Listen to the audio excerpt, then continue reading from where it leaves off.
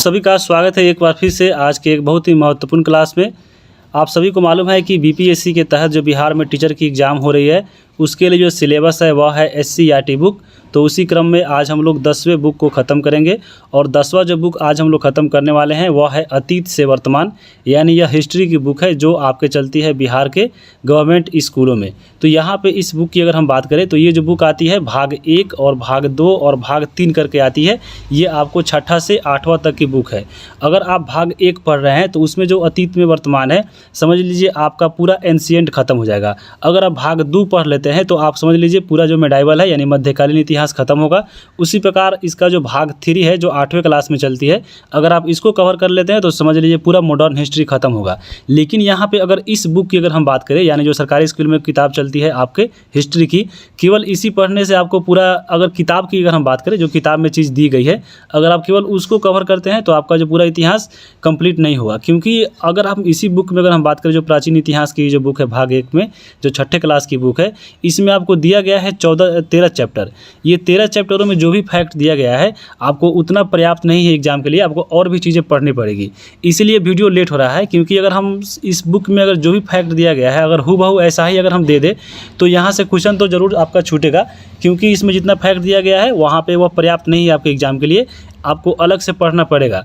तो यहाँ पे हम एक्स्ट्रा फैक्ट को भी इसमें शामिल किए हैं, इसलिए आपको वीडियो थोड़ा लंबा होगा और इसको हम लोग 2 पार्ट में बांट के पढ़ेंगे। क्योंकि अगर हम बात करें अगर एक ही में अगर आप पढ़ते हैं तो ये बहुत लंबा हो जाएगा, क्योंकि इसमें हम फैक्ट जोड़े हैं बहुत सारा जो आपके एग्जाम के लिए इंपॉर्टेंट है। तो इसलिए वीडियो लंबा होगा, इसलिए हम इसको 2 भागों में बांट के पढ़ेंगे। और आज की बात करें तो 6 या 7 चैप्टर आज हम लोग ख़त्म करेंगे, फिर आपको कल एक और मिलेगा इसी का और भाग 2 का मिलेगा, तो हम लोग उसको आगे देखेंगे। तो चलिए वीडियो को शुरू करते हैं। और वीडियो जो है समय पे नहीं आ रहा है, इसके पीछे कारण यही है। अगर हम केवल बुक में जो फैक्ट दिया अगर उसको हम यहाँ पे कवर करते हैं तो आपको समझ लीजिए बुक तो ख़त्म हो जाएगा, लेकिन आपका जो क्वेश्चन है इस बुक से बाहर बहुत सारा क्वेश्चन छूट जाएगा। इसलिए फैक्ट को इसमें शामिल करने में ही यहाँ पे आपको टाइम लग रहा है। तो थोड़ा सा वेट कीजिए, आपको वीडियो मिलेगा, लेकिन वीडियो जो मिलेगा आप समझ लीजिए एक बार देख लेते हैं तो आपका जो क्वेश्चन है इस टॉपिक से मतलब ना के बराबर छूटेगा। तो पहला इसमें देखिए, पहला जो चैप्टर इसमें दिया गया था हमारा अतीत। तो अतीत के बारे में जो चैप्टर है इस बुक में अगर बात करें तो कोई फैक्ट इसमें दिया गया नहीं था, लेकिन हमारे अतीत का जो अगर हम बात करें तो हमारे अतीत के बारे में जो हम लोग को जानकारी मिलती है वह मिलती है हमारे ऐतिहासिक स्रोत से। जब ऐतिहासिक स्रोत पढ़िएगा तो ऐतिहासिक स्रोत के तहत प्राचीन इतिहास में अगर हम बात करें तो उसमें आते हैं साहित्यिक स्रोत, पुरातात्विक स्रोत और विदेशी यात्रियों के द्वारा जितने भी साहित्य लिखे गए हैं उसका जो विवरण है वही हमारा साहित्य ऐतिहासिक स्रोत है। और इसी के माध्यम से हम लोग भारतीय इतिहास के बारे में या जो हमारे अतीत हुए उसके बारे में जानकारी प्राप्त करते हैं। और इस बुक में अगर हम बात करें तो आपके बुक में दिया गया था कि हाँ किस अध्याय में क्या क्या पढ़ना है। जैसे पढ़ना है कि हाँ छठा बुक में जो है आपको पढ़ना है महाजनपद या बौद्ध धर्म जैन धर्म, तो इसकी बातें इसमें कही गई थी, ज़्यादा इसमें फैक्ट कुछ दिया गया नहीं था। तो यहाँ पर आप देख लिए। अब हम आगे बात करेंगे, लेकिन यहाँ पे बात हो रही थी ऐतिहासिक स्रोत की, तो चलिए ऐतिहासिक स्रोत को देख लेते हैं। सबसे पहले अगर हम बात करें साहित्यिक स्रोत का, तो साहित्यिक स्रोत में देख लीजिए बहुत सारा आपको बुक में जो है इस बुक में भी मिलेगा, लेकिन आपको बहुत कम चीज़ें दी गई है। जैसे अगर हम बात करें 4 वेद के बारे में, तो 4 वेद के बारे में थोड़ा चीज़ दे दिया गया है, लेकिन हम वेद को पूरे डिटेल में कवर करेंगे इसी वीडियो के अंदर। 12 उपनिषद है टोटल, 6 वेदांग है, आपके 7 ब्राह्मण ग्रंथ है, 4 उपवेद है, 6 आरण्यक है, 2 महाकाव्य है, 18 पुराण पढ़ना है। तो ये सब आपके साहित्यिक स्रोत हुए, इसी के माध्यम से जो है हमारे अतीत के बारे में जानकारी प्राप्त होती है। जैसे यहाँ पे देखिए पुराण हो गया, दर्शन हो गया, स्मृति और आपको जैन और बौद्ध के जितने भी साहित्य है उसके द्वारा भी हम लोग जो है हमारे अतीत के बारे में जानते हैं। और एक आपको देखिए यहाँ पे एक और है लौकिक साहित्य। लौकिक मतलब यहाँ पे साहित्य का मतलब हुआ कि जो भारत के जितने भी इसमें विद्वान हुए या आपको लेखक हुए उनके द्वारा जो कृति थी उसके से जो हम लोगों को जानकारी मिलती है हमारे अतीत के बारे में। जैसे कौटिल्य के जो अर्थशास्त्र है यहाँ पे इन्होंने रचना किया अर्थशास्त्र का, और यहाँ पे इससे जानकारी मिलती है प्राचीन में उसके बारे में। जैसे कलहन का राजतरंगिणी हो गया, पाणिनि का अष्टाध्यायी, विशाखा दत्त का मुद्रा राक्षस, कालिदास का अभिज्ञान शकुंतलम, मालविका अग्निमित्रम, रघुवंशम, मेघदूत और बाणभट्ट का जो हर्षचरित्र है, कादम्बरी है। तो ये सब जो चीज़ है आपको ऐतिहासिक स्रोत कहलाते हैं, क्योंकि इन्हीं के माध्यम से हम लोग इतिहास के बारे में जानते हैं। उसके बाद देखिए अगला 2 नंबर था पुरातात्विक स्रोत। पुरातात्विक में क्या क्या होता है, तो अभिलेख आते हैं, सिक्के आते हैं, मूर्तियाँ, चित्रकला, स्थापत्य, स्मारक, मृदभांड और ये सब चीज़ें जो प्राप्त हुई है प्राचीन काल में, इसी के माध्यम से हमारे अतीत के बारे में जानकारी प्राप्त होती है।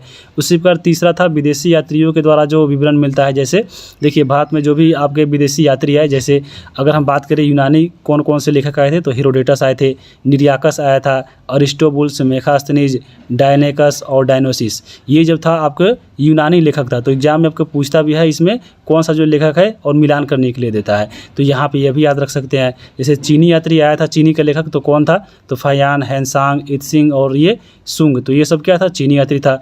उसी प्रकार अरबी लेखक भी भारत में आए, जैसे अलसुमान हो गया, आपके अल बेरूनी हो गए, अल मसूदी हो गए, मार्को पोलो, इब्न बतूता, ये सब अरबी थे। तो यहाँ पे ये आपको भारत में भ्रमण किए और भारत में भ्रमण करने के बाद अपने पुस्तक में इन्होंने भारत के बारे में लिखा और उससे हमको भारत में जानकारी मिलती है।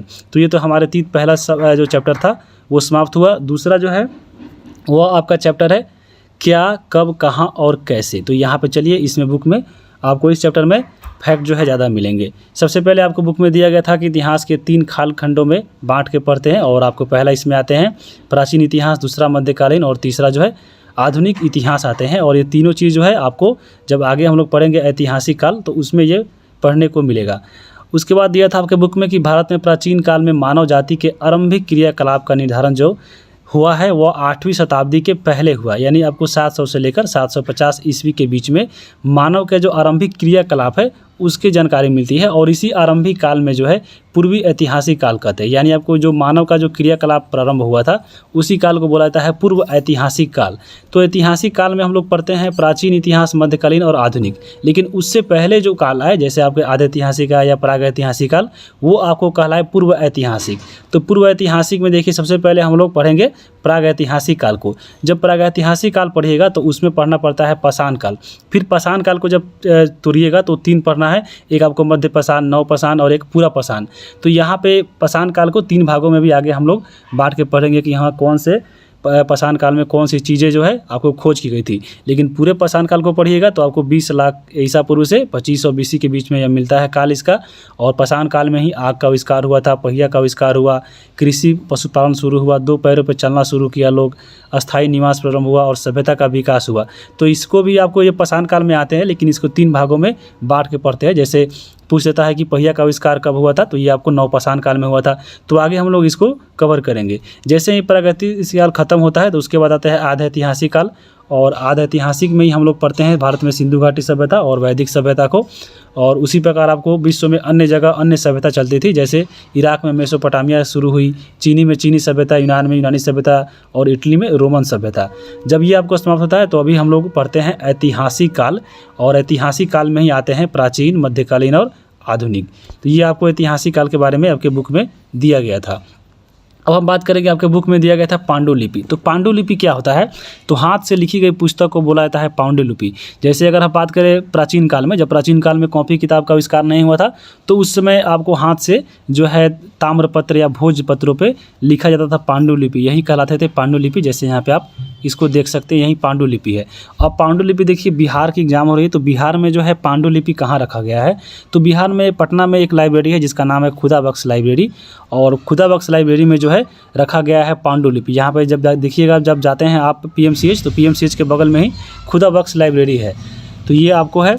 और दूसरा आपका एक गोपालगंज में भी लाइब्रेरी है जहाँ पे रखा गया है पांडुलिपि को। तो गोपालगंज में देखिए है गोपाल नारायण सिंह सार्वजनिक पुस्तकालय, तो गोपालगंज में ही गोपाल है, तो यहाँ से ऐसे इसको याद रखिएगा। तो 2 हो गए जहाँ पे पांडुलिपि रखा गया है। अब आपके बुक में दिया गया था अभिलेख के बारे में। अभिलेख क्या होता है, तो यहाँ पे देखिए आपका जो ऊपर वाला फिगर है यही आपको अभिलेख होता है। इसमें क्या होता है कि धातु एवं पत्थर की सतह पे नुकीली औजारों के माध्यम से यहाँ पे इसको लिख दिया जाता है और इसको वहाँ पे लगाया जाता है। जैसे मान लीजिए पहले के ज़माना में राजा महाराजा थे तो अपने क्षेत्र में वैसे जगह पर लगाते थे जहाँ पे ज़्यादा लोग जा रहा है और वहाँ पे इसको पढ़े और जाने की हाँ यहाँ पे इस राजा ने ये काम करवाया है। तो यही आपको अभिलेख होते थे। और पुरातात्विक वस्तुओं का अध्ययन करने वाला जो व्यक्ति होता है, यानी इस पे जो जितनी पुरानी चीज़ें उसको जो अध्ययन करता है उसको बोला जाता है पुरातत्विद। तो ये आपका हो गया। और सिक्कों का जो अध्ययन होता है, तो सिक्के का जो अध्ययन होता है वह कहलाता है मुद्रा शास्त्र। तो मुद्रा शास्त्र के भी बारे में पढ़ना है आपके बुक में।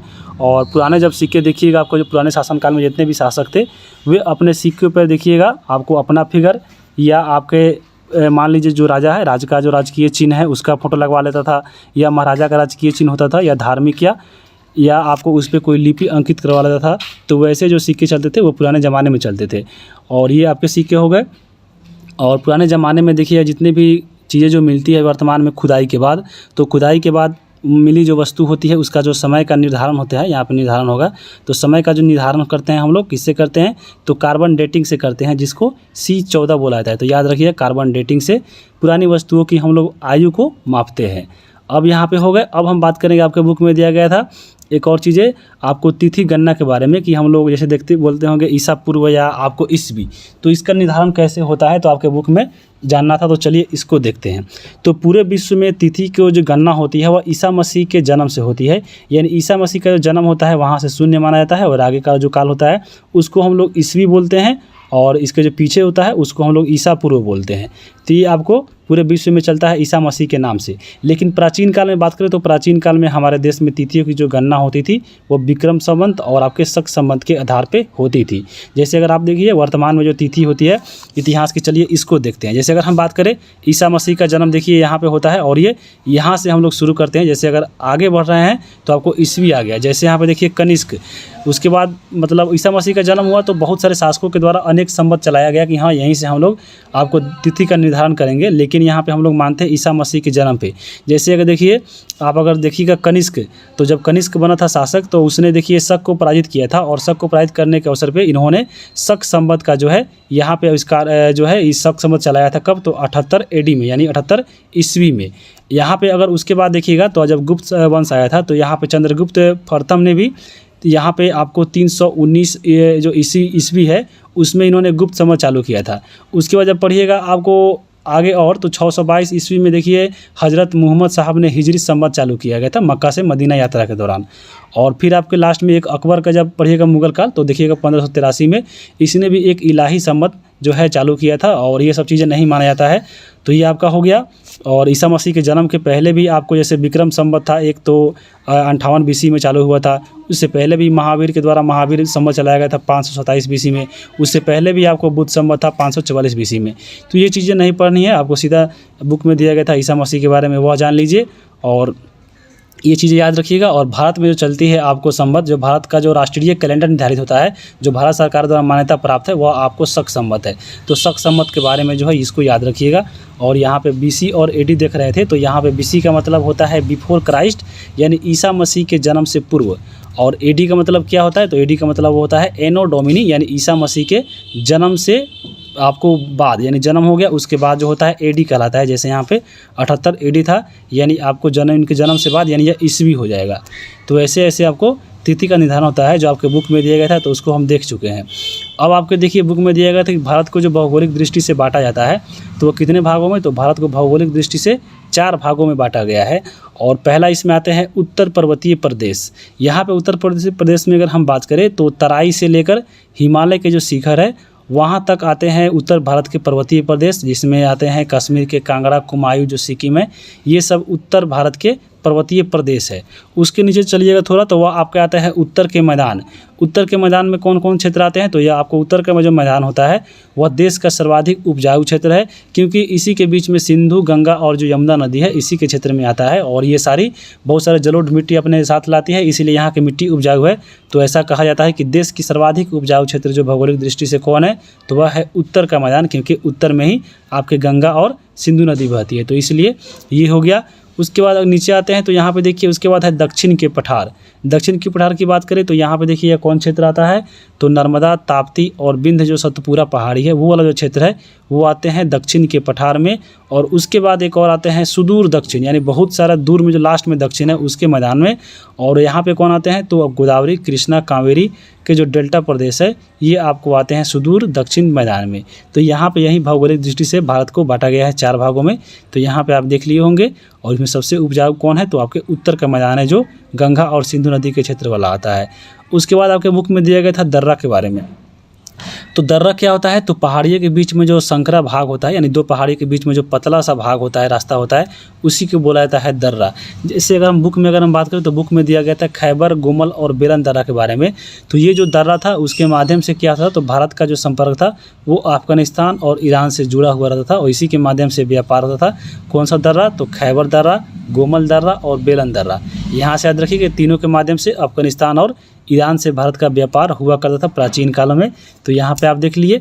अब हम बात करेंगे एक बहुत ही इंपॉर्टेंट आपके पॉइंट में दिया गया था, एग्जाम में हमेशा पूछता है कि उत्तर भारत को दक्षिण भारत से कौन सा जो है पर्वत जो है अलग करता है, तो वह है विंध्य पर्वत। यानी जो विंध्य पर्वत है वह भारत के बीचों बीच विभाजक रेखा का काम करता है, यानी दो भागों में बांटता है उत्तर भारत को दक्षिण भारत से। यहाँ पे यह पर्वत बहुत इंपॉर्टेंट है, याद रखिएगा। अब हम बात करेंगे आगे जो आपके बुक में दिया गया था, सॉरी ये कहाँ चला गया, तो हाँ आ गया यहाँ पे। चलिए देखिए, यहाँ पे विंध्य पर्वत देखें हैं जो आपको भारत का विभाजक रेखा का काम करती है। इसी विंध्य पर्वत के दक्षिण में एक जगह है, वह आपका है ब्रह्मगिरी स्थल।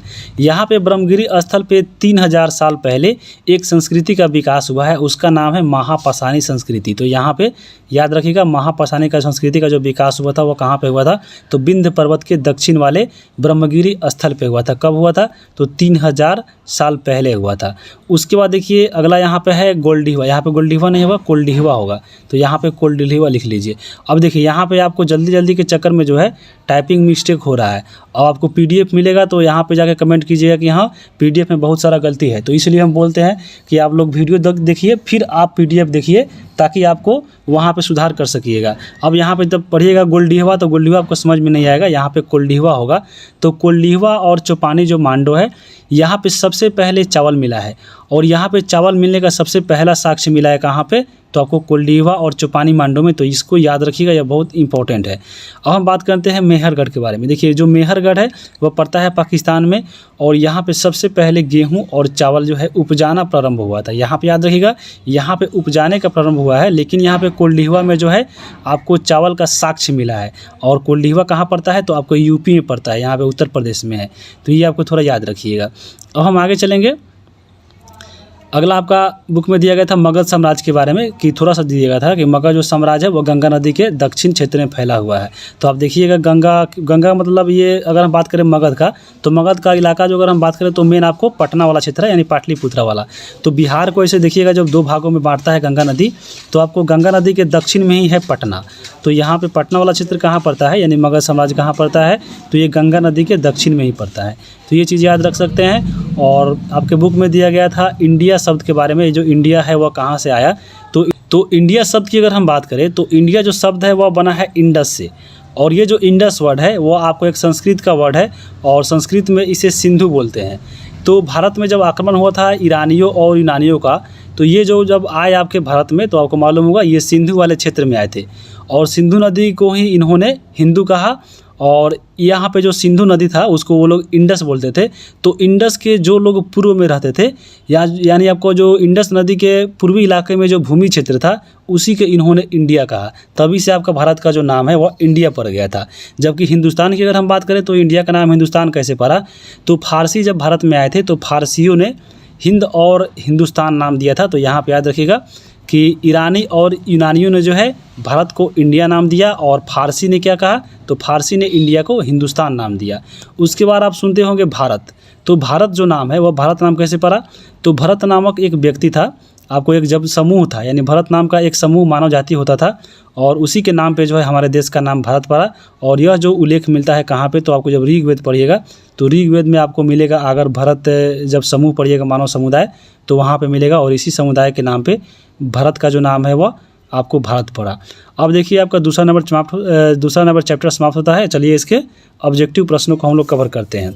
ऑब्जेक्टिव की अगर हम बात करें, देखिए बहुत सारा कमेंट आ रहा था ऑब्जेक्टिव कवर करने के लिए, तो कुछ दिनों के बाद ऐसा होगा कि आपको जितना भी बुक कवर हो चुका है उसका जितना भी पीडीएफ आपका पीडीएफ के लास्ट में तो दिया गया था, और बाकी जो छूटा है आपको पूरा कवर करा दिया जाएगा, पूरा सब्जेक्ट बाई कर करके, या पूरा किताब का एक एक जो है ऑब्जेक्टिव के तौर पे पूरा बुक का कवर करा दिया जाएगा। उसका भी वीडियो जल्द आएगा। तो यहाँ पे देखिए पहला आपका जो प्रश्न बुक में है कि मनुष्य पशु पौधे के अवशेष की प्राचीनता और का जो निर्धारण होता है वह किस विधि से होता है, तो वही बताए हैं कार्बन डेटिंग विधि से, जिसको कार्बन 14 पत्ती बोलते हैं। तो ऑप्शन नंबर यहाँ पे ए हो जाएगा। दूसरा नंबर सवाल है, उत्तर भारत को दक्षिण भारत से कौन सा पर्वत अलग करती है, तो ये बताएं वह करती है विंध्य पर्वत। तो आपको ऑप्शन नंबर 2 हो जाएगा। तीसरा नंबर सवाल है कि चावल का प्राचीन प्रमाण कहाँ मिला है, तो चावल का जो साक्ष्य मिला है वह मिला है कोल्डिहिवा से। तो ऑप्शन नंबर यहाँ पे 1 हो जाएगा। आगे हम बात करेंगे, अब आगे दिया था आपके खाली स्थान भरने के लिए, तो चलिए आगे देखते हैं। यहाँ पे तो ये हो गया है, खाली स्थान भरना है। देखिए खाली स्थान में 2 नंबर में है और दिया गया है कि क्षेत्र के अधीन विशाल साम्राज्य की स्थापना हुई थी। तो आपके बुक में विशाल साम्राज्य के बारे में जो चर्चा थी वह थी मगध की। तो मगध की अगर हम बात करें तो मगध कहाँ था, तो मगध जो आपको पड़ेगा देखिएगा भारत के मैप में, यानी आपको बिहार वाला हिस्सा में, यानी उत्तर भारत के दक्षिण क्षेत्र में पड़ेगा। तो यहाँ पे आप भर लीजिएगा उत्तर भारत के दक्षिण में। तो उत्तर भारत के दक्षिण क्षेत्र में, तो आप यहाँ पे उत्तर भारत के दक्षिण आप भर लीजिएगा। जब आपका ऑप्शन आएगा तो ऑप्शन के अनुसार आपको मगध वाला क्षेत्र पूछ रहा है तो आपको जो ऑप्शन रहेगा वहाँ पे आप लगा सकते हैं। दूसरा नंबर यहाँ पे है कि भौगोलिक दृष्टिकोण से भारत को कितने भागों में बांटा गया है, तो वही बताएं हैं भौगोलिक दृष्टि से भारत को 4 भागों में बांटा गया है। उसके बाद है 3 नंबर सवाल कि खाली स्थान ने कुम्हरार नामक स्थान की खुदवाई कराई थी। तो कुम्हरार जो नामक स्थान है वो पटना में, और डॉक्टर स्पूनर एक व्यक्ति थे, डॉक्टर स्पूनर। तो डॉक्टर स्पूनर ने ही आपको कुम्हरार नामक की जो कुम्हरार जगह है उसकी खुदाई करवाई थी। और घ नंबर सवाल है कि आधुनिक काल का प्रारंभ खालिस्तान से हुआ। तो आधुनिक काल का जो प्रारंभ है वो 18वीं सदी में हुआ था, तो यहाँ पर 18वीं हो जाएगा। और अंग नंबर है कि खालिस्तान के क्षेत्र में महापाषाणी संस्कृति का निर्माण हुआ है। तो अभी हम देखें हैं कब हुआ था, तो आपको महापाषाणी संस्कृति था वो विंध्य पर्वत के आपको दक्षिण वाले क्षेत्र में जो हुआ था वो 3000 साल पहले हुआ था। तो यहीं आपको महापाषाणी संस्कृति हो जाएगा। उसके बाद चलिए यहाँ पे देखिए आपको सुमिलित करना है। सुमिलित की बात कर देखिए, आपको पहला दिया है खासी। तो आपको मालूम होगा खासी गारो जयंतिया जो है आपको पर्वत पड़ता है मेघालय में, और वहाँ पे ये सभी जनजाति भी होते हैं। तो यानी खासी जो है आपको मेघालय की जनजाति है, तो आपको जनजाति हो जाएगा। मगध अभी देखें, मगध एक बड़ा साम्राज्य था। महापाषाणिक संस्कृति देखें अभी ये कहाँ पे, तो आपको विंध्य पर्वत के दक्षिण में, यानी यह आपको दक्षिण भारत चला जाएगा। और चौपानी पांडवों की बात करें तो यहाँ पे अनाज का प्रमाण मिला है, तो आपको यहाँ से लगा दीजिए। ये आपका हो गया। अब हम बात करेंगे अध्याय 3 के बारे में। अध्याय 3 की बात करें तो अध्याय 3 में देखिए आपको पढ़ना है प्रारंभिक समाज के बारे में, और इसमें आधुनिक जो मानव थे उसके बारे में पढ़ना। तो चलिए इसको कवर करते हैं। आरंभिक मानव के बारे में आपके बुक में दिया गया था कि आरंभिक मानव कैसे थे, उनका कार्य कैसा था, या उनका जो है पहनावा ओढ़ावा ये क्या करते थे, उसके बारे में दिया गया था। तो आरंभिक जो मानव थे वो आपको शिकारी जीवन जीते थे, यानी आपको जो भोजन का जो है शिकार करते थे और उसी के माध्यम से अपना भोजन को प्राप्ति करते थे। जैसे ये शिकारी करते थे तो भैंस, हिरन, शेर, खरगोश की करते थे। और इनका खाद्य पदार्थ का था तो मछली, यहाँ पे शहद हो जाएगा, फल और कंदमूल ये लोग खाते थे। उसके बाद इसके वस्त्र की बात करें तो ये लोग जो थे जानवर और पेड़ों के छाल, यहाँ पे चाल नहीं होगा छाल होगा, तो ये छाल पहनते थे। औजार की बात करें तो ये पत्थर और लकड़ी के और हड्डियों के औजार बनाते थे। और इनका मनोरंजन क्या था, तो मनोरंजन जो है ये चित्र और नाच करते थे, यानी चित्र और डांस के द्वारा जो आपको प्रारंभिक मानव थे वो मनोरंजन कार्य करते थे। और इनका निवास क्या था, जो आरंभिक मानव थे वो गुफा में रहते थे। तो आपको यहाँ पे गुफा हो जाएगा। आपको जैसे फिगर में देख सकते हैं, यहाँ पे आपको ये आरंभिक मानव के औजार दिख रहे होंगे। उसके ऊपर देखिए यहाँ पे आपको कुछ चित्रकार भी जो हैं वहाँ पे मिले हैं। तो हथियार और चित्र बनाते थे ये लोग और नाचते भी थे। तो यहाँ पे नाचना जो था इनका मनोरंजन का कार्य था और चित्र बनाना था। और उसके बाद हम बात करें, ये देखिए आरंभिक मानव है और ये शिकारी करते हुए यहाँ पे जानवरों को खा रहे हैं। तो ये आपको आरंभिक मानव के पहचान दिए गए थे बुक में।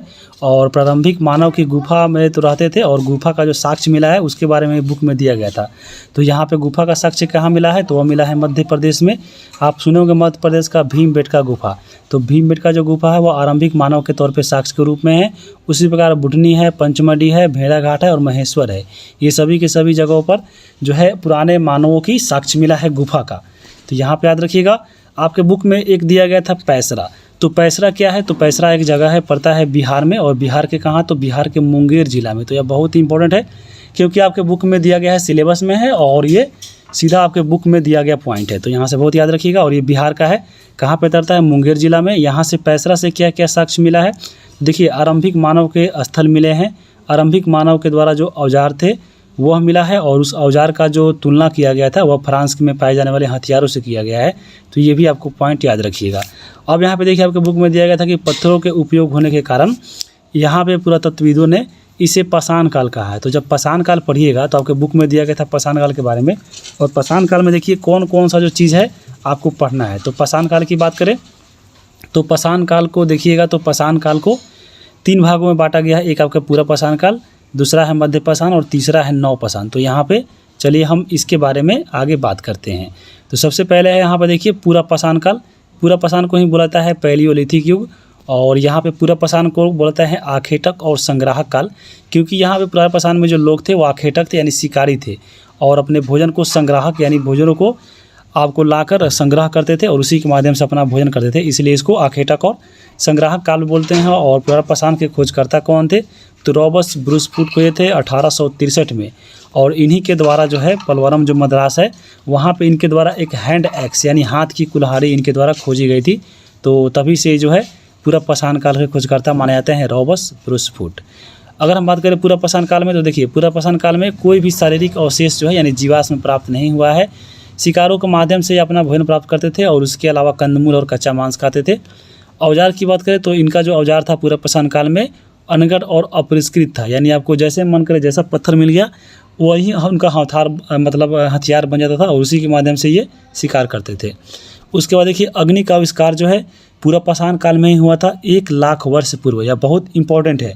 यहाँ पे एक और होता है अग्नि का प्रयोग, तो अग्नि का प्रयोग आपको बाद में मिलेगा। अग्नि का आविष्कार की पढ़ते हैं तो अग्नि का आविष्कार हुआ था पूरा पाषाण काल में, कब? तो 1 लाख वर्ष पूर्व हुआ था। और अग्नि का प्रयोग जो है इनसे अनभिज्ञ थे, यानी ये नहीं जानते थे, इसलिए ये लोग कच्चा मांस खाते थे। जब आगे हम लोग पढ़ेंगे तो वहाँ पे देखिए जब ये अग्नि का प्रयोग जान जाएंगे तो ये लोग पक्के मांस खाएंगे।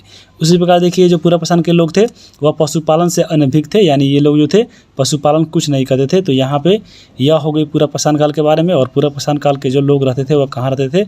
तो गुफा और शैल सरोवर में, यानी पत्थरों के घरों में रहते थे। तो ये हो गया। अब हम बात करेंगे कुछ पूरा पाषाण काल स्थल जो आपको प्राप्त हुए हैं और वहाँ से क्या क्या अवशेष प्राप्त हुए हैं। तो यहाँ पे देखिए सबसे पहला है पहलगाम पड़ता है जम्मू कश्मीर में, और यहाँ से हैंड एक्स जो आपको प्राप्त हुआ यहाँ से हुआ है। हथनौरा पड़ता है मध्य प्रदेश में, और यहाँ पे नर्मदा नदी के निकट मानव खोपड़ी का पहला साक्ष्य मिला है। भीमपेटका पड़ता है मध्य प्रदेश में, और यहाँ पे सबसे पुराना मानव अस्थि का गुफा मिला है। तो अभी देख रहे थे ऊपर हम लोग, यहाँ भीमपेटका जो है यहाँ से गुफा प्राप्त हुआ है जो साक्ष्य मिला है। उसके बाद पलवरम पड़ता है मद्रास में, और यहीं से पहली जो है हाथ की जो कुल्हाड़ी मिली थी हैंड एक्स, ये सबसे पहली बार यहीं पे मिली थी। उसके बाद पड़ता है लोहलदाना, और ये पड़ता है यूपी में, और मिर्ज़ापुर के बेलन घाटी से विश्व प्राचीनतम जो अस्थि है निर्मित मातृ देवी की वह यहाँ से मिला है। आगे हम बात करेंगे अब हम लोग मध्य पाषाण की। मध्य पाषाण की बात करें तो इसी को बोलाता है मेसोलिथिक युग, और यहाँ पे देखिएगा तो इसको भी आखेटक और पशुपालक काल बोलते हैं, क्योंकि यहाँ पे लोग जो थे शिकारी थे और पशुपालन कार्य भी करते थे। और इसके जो खोजकर्ता थे प्रथम वह थे जॉन इवास। जहाँ पे अगर हम बात करें मध्य पाषाण के लोग का, तो मध्य पाषाण में जो लोग थे इनका जो आवास था वह नदी पे रहने लगे थे, और नदियों के कारण यहाँ पे रहने के कारण ही इन्होंने पशुपालन भी शुरू कर दिया था। तो यहाँ पे पशुपालन की शुरुआत कब हुई थी? तो पशुपालन की शुरुआत आपके मध्य पाषाण काल में हुई थी। और इसका साक्ष्य कहाँ मिलता है?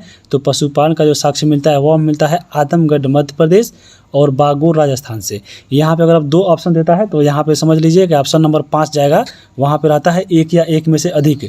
लेकिन अगर आप 1 पूछता है तो यहाँ पे याद रखिएगा आदमगढ़ मध्य प्रदेश और बागोर राजस्थान में से 1 रहेगा। उसके बाद देखिए छोटे पत्थरों के बने औजार जो है उनको माइक्रोलोथ बोला जाता था। तो यहाँ पे मध्य पाषाण काल में ही प्रयोग हुआ था। पहली बार मानव अस्थि के पंजर यहीं से प्राप्त हुआ है, और खाद्य पूर्ति के तौर पे शिकारी द्वारा और मछली पकड़ते थे मध्य पाषाण काल के लोग। तो यहाँ से याद रखिएगा। आपके बुक में थोड़ा ही पॉइंट दिया गया था, लेकिन यहाँ पे हम लोग इसको एक्स्ट्रा कवर कर रहे हैं ताकि अगर कोई भी आगे एग्जाम देते हैं तो यहाँ से आपका क्वेश्चन नहीं छूटे। उसके बाद देखिए मध्य पाषाण काल में आगे हम बात करें तो मध्य पाषाणिक स्थल और उसके साक्ष्य चलिए देखते हैं। तो अभी बताए हैं बागोर राजस्थान। बागोर राजस्थान में क्या हुआ था? तो यहाँ पे भारत का सबसे बड़ा मध्य पाषाण का स्थल है, और यहीं से ऊपर हम देखे हैं कि आपको बागोर राजस्थान और एक और जगह था आपका कौन, तो आदमगढ़ मध्य प्रदेश, यहाँ से ही पशुपालन की शुरुआत हुई थी, यहाँ से इसका साक्ष्य मिला है। और एक और पड़ता है सराय नहर यूपी में, और यहाँ से क्या हुआ है, तो मानव अस्थि का जो है पंजर मिला है, और स्तंभ गर्त का प्रमाण मिला है, समाधि स्थल मिला है, और युद्ध में हत्या का जो प्रथम साक्ष्य मिलता है ये आपको सराय नहर में ही मिलता है। अभी देखे हैं महदाहा यूपी में पड़ता है, और यहाँ पे हड्डी और सींग के उपकरण आभूषण मिले हैं, और स्त्री और पुरुष को एक साथ दफनाने का भी साक्ष्य मिला है। कहाँ पे, तो मदाहा यूपी में। आदमगढ़ की बात करें तो पड़ता है मध्य प्रदेश में। यहाँ पे अब बताए हैं कि आपको आदमगढ़ जो है मध्य प्रदेश में, यहाँ का पशुपालन का प्रथम साक्ष्य मिलता है, और प्रथम जो साक्ष्य मिलता है पशुपालन का, तो यहाँ पे पशुपालन के तौर पे पहला पशु किसे माना गया था, तो यहाँ पे याद रखिएगा प्रथम पालतू जो पशु था वह था कुत्ता। पंचमढ़ी पड़ता है मध्य प्रदेश में, यहाँ पे प्रसिद्ध 2 शैल सरोवरों का जो पता चला है, एक आपका जम्बू द्वीप और दूसरा है ड्रोदी द्वीप। उसके बाद दमदमा पड़ता है उत्तर प्रदेश में, यहाँ पे 41 मानवों की कब्र मिली है। उसके बाद चौपानी मांडव पड़ता है यूपी में, और विश्व में सबसे छोटी जो बर्तन है उसका प्राचीनतम साक्ष्य मिला है कहाँ पे, तो चौपानी मांडव मिला है उत्तर प्रदेश में।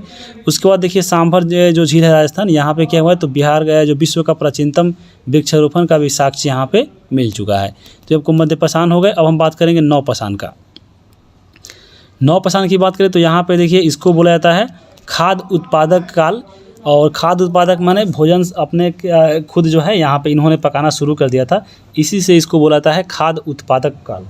यहाँ पे देखिए कौन कौन सी घटना घटी थी, तो नवपाषाण काल में देखिए कृषि और पहिया का आविष्कार हो गया था, अग्नि का प्रयोग करना ये लोग सीख चुके थे, पत्थर के पॉलिशदार हथियार बनाने लगे, जैसे कुल्हाड़ी हो गए, अन्य चीज़ें थी वो पॉलिश हुआ एवं पर चिकना बनाते थे।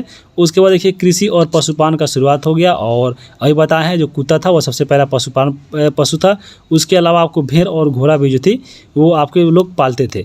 उसके बाद तांबे का जो है पहली बार जो प्रयोग किया गया वह नवपाषाण काल में हुआ, यानी जब नवपाषाण काल खत्म हो रहा था तो आखिरी में ही आपको जब आगे पढ़ेंगे हम लोग वैदिक युग, तो वहाँ पे कि अगर हम देखेंगे लोहे का प्रयोग, लेकिन यहाँ पे ये तांबे का प्रयोग है। तो सबसे पहले धातु का जो प्रयोग किया गया था वो आपको तांबा का प्रयोग किया गया था, और जो लोहा का देखिएगा तो लोहा आपको वैदिक युग में मिलेगा 1000 ईस्वी के आसपास, ये आपको जो अंजीर खेड़ा है वहाँ पे प्राप्त हुआ था। तो हम लोग जब वैदिक युग पढ़ेंगे तो वहाँ पे कवर करेंगे। मिट्टी के बर्तन भी जो है जो मृत भांड था वह पहली बार मिला था कहाँ पे, तो नवपाषाण काल में ही मिला था। और पहली बार अस्थायी जीवन का जो निवास था वह कहाँ पे देखने को मिलता है, तो वह मिलता है नवपाषाण काल में बलूचिस्तान के मेहरगढ़ से। तो यहाँ पे अस्थायी जीवन के बारे में आप देख लिए। अब हम बात करेंगे कुछ स्थल के बारे में जो जुड़ा हुआ है नवपाषाणिक से, जैसे मेहरगढ़ जो पड़ता है बलूचिस्तान में, यहाँ पे क्या हुआ है, तो कृषि और कपास का जो प्राचीनतम साक्ष्य मिला है वह मिला है मेहरगढ़ से, और मेहरगढ़ में सबसे पहले जो है कृषि उगाया गया था, ये आपको पहला नंबर पे याद रखिएगा। और गेहूं और जौ की खेती का जो प्रमाण मिलता है वह कहाँ से मिलता है, तो आपको मेहरगढ़ इसे यहाँ से मिलता है। मेहरगढ़ में कच्ची ईंटों का आयताकार मकान मिला है, और यहाँ पे अस्थायी जीवन के प्रथम प्रमाण मिले, तो बहुत इंपॉर्टेंट है, अस्थायी जीवन के प्रथम प्रमाण कहाँ मिले हैं, तो मेहरगढ़ में मिले हैं। बुर्ज होम की बात करें तो बुर्ज होम पड़ता है कश्मीर में, यहाँ पे युग्मित सौदा का प्रमाण मिला है, और मानव कंकाल के साथ कुत्ते को दफनाने का जो साक्ष्य है वह बुर्ज होम से मिला है। उसके बाद देखिए गुफरा काल पड़ता है कश्मीर में, यहाँ पे सिलबट्टा जो होता है मसाला पीसने वाला उसका यहाँ पे साक्ष्य मिला है, और उसी के साथ हड्डी से निर्मित सुई का प्रमाण मिला है, और कृषि और पशुपालन का भी साक्ष्य मिला है कहाँ पे, तो आपको मिला है कश्मीर के गुफ कराल से। उसके बाद कोल्डिवा पड़ता है यूपी में, जहाँ से चावल के दाने का जो है साक्ष्य मिला है, तो ये भी याद रखिएगा। उसके बाद अगर हम बात करेंगे चौपानी मांडव पड़ता है यूपी में, और चौपानी मांडव की अगर हम बात करें तो चौपानी मांडव तो देख लिया आपको पड़ता है उत्तर प्रदेश में, और ये विश्व के प्राचीनतम मृत भांड जो है यहीं से मिला है। और चिरांद पड़ता है बिहार में, और बहुत ही इंपॉर्टेंट है। तो चिरांद की बात करें तो हड्डी से बने कई उपकरण जो है प्राप्त हुए वह चिरांद से मिलते हैं, तो यहाँ पे चिरांद देख लीजिए। अब अगर हम बात करें बिहार के एक नवपाषाणिक स्थल के बारे में दिया गया था, वह था आपका मुंगेर और चिरांद, तो ये दो ही स्थल है जो नवपाषाणिक स्थल है बिहार के, तो बहुत ही इंपॉर्टेंट है, इसको याद रखिएगा चिरांद और मुंगेर के बारे में। अब हम चलते हैं अभ्यास पे। तो यहाँ पे पहला सवाल है कि भारतीय उपमहाद्वीप में आरंभिक मानव के निशान किस राज्य में ज़्यादा मिले हैं, तो वह मिला है मध्य प्रदेश में, तो ऑप्शन नंबर यहाँ पे 3 हो जाएगा। दूसरा सवाल है प्रारंभिक औजार अधिकांशतः किस चीज़ से बने होते थे, तो प्रारंभिक जो औजार है वह आपको पत्थर के बने होते थे, यानी शुरू में तो पत्थर के ही बने, तो आपको ऑप्शन नंबर यहाँ पे 2 हो जाएगा। उसके बाद तीसरा नंबर है कि आधुनिक मानव बस्तियों से जुड़ा पैसरा नामक स्थान बिहार के किस जिला में है, तो ये बताए हैं ये जो आपका पैसरा नामक जगह है वह पड़ता है मुंगेर में, तो ऑप्शन नंबर यहाँ पे 3 हो जाएगा। पाषाण काल को कितनों भागों में बांटा गया है, तो पाषाण काल को 3 भागों में बांटा गया है। तो ऑप्शन नंबर यहाँ पे क्या हो जाएगा, घ का 2 हो जाएगा। और पाषाण काल में कौन आते हैं, तो मध्य पाषाण और नवपाषाण और पूरा पाषाण। यहाँ पे देखिए 2 नंबर है खाली स्थान भरने के लिए, और पहला है कि भीमबेटका किस राज्य में है, तो भीमबेटका पड़ता है मध्य प्रदेश में, तो यहाँ पे मध्य प्रदेश भर दीजिए। उसके बाद है आरंभिक मानव का मुख्य बसेरा खाली स्थान था, तो अब जो आरंभिक मानव थे वह कहाँ रहते थे, तो आपको गुफा में रहते, तो यहाँ पे आप गुफा भर दीजिए। तीसरा नंबर है पाषाण काल के लोग मनोरंजन के लिए चित्र और खाली स्थान कर देते हो, यहाँ पे चित्र और उसके साथ नाच कर देते हो, चित्र और नाच हो जाएगा।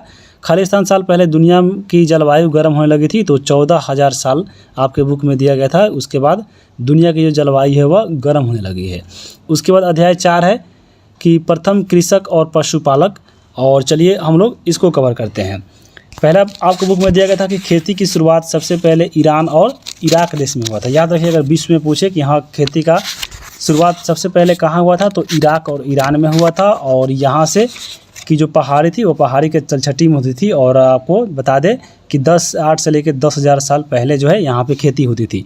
उसके बाद अगर हम बात करें भारत में खेती की, तो भारत में खेती की जो शुरुआत होती है वो आपको पश्चिमी उत्तर भारत में हुई थी, और ये 5 से 6,000 साल पहले हुआ था।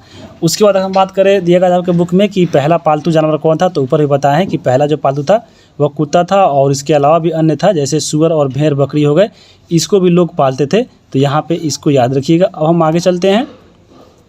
आगे आपके देखिए बुक में दिया गया था कुछ प्राप्त वस्तु और जो भी चीज़ जो है आपके जहाँ पे मिले हैं। जैसे अगर देखिए हम बात करें गेहूँ, जौ, भेड़ और बकरी का, तो ये जो आपको पूरा स्थल जहाँ पे प्राप्त हुआ है वो हम मेहरगढ़ जो पड़ता है पाकिस्तान में, वहाँ से देखिए याद रखिएगा गेहूँ, जौ, भेड़ और बकरी प्राप्त हुआ है।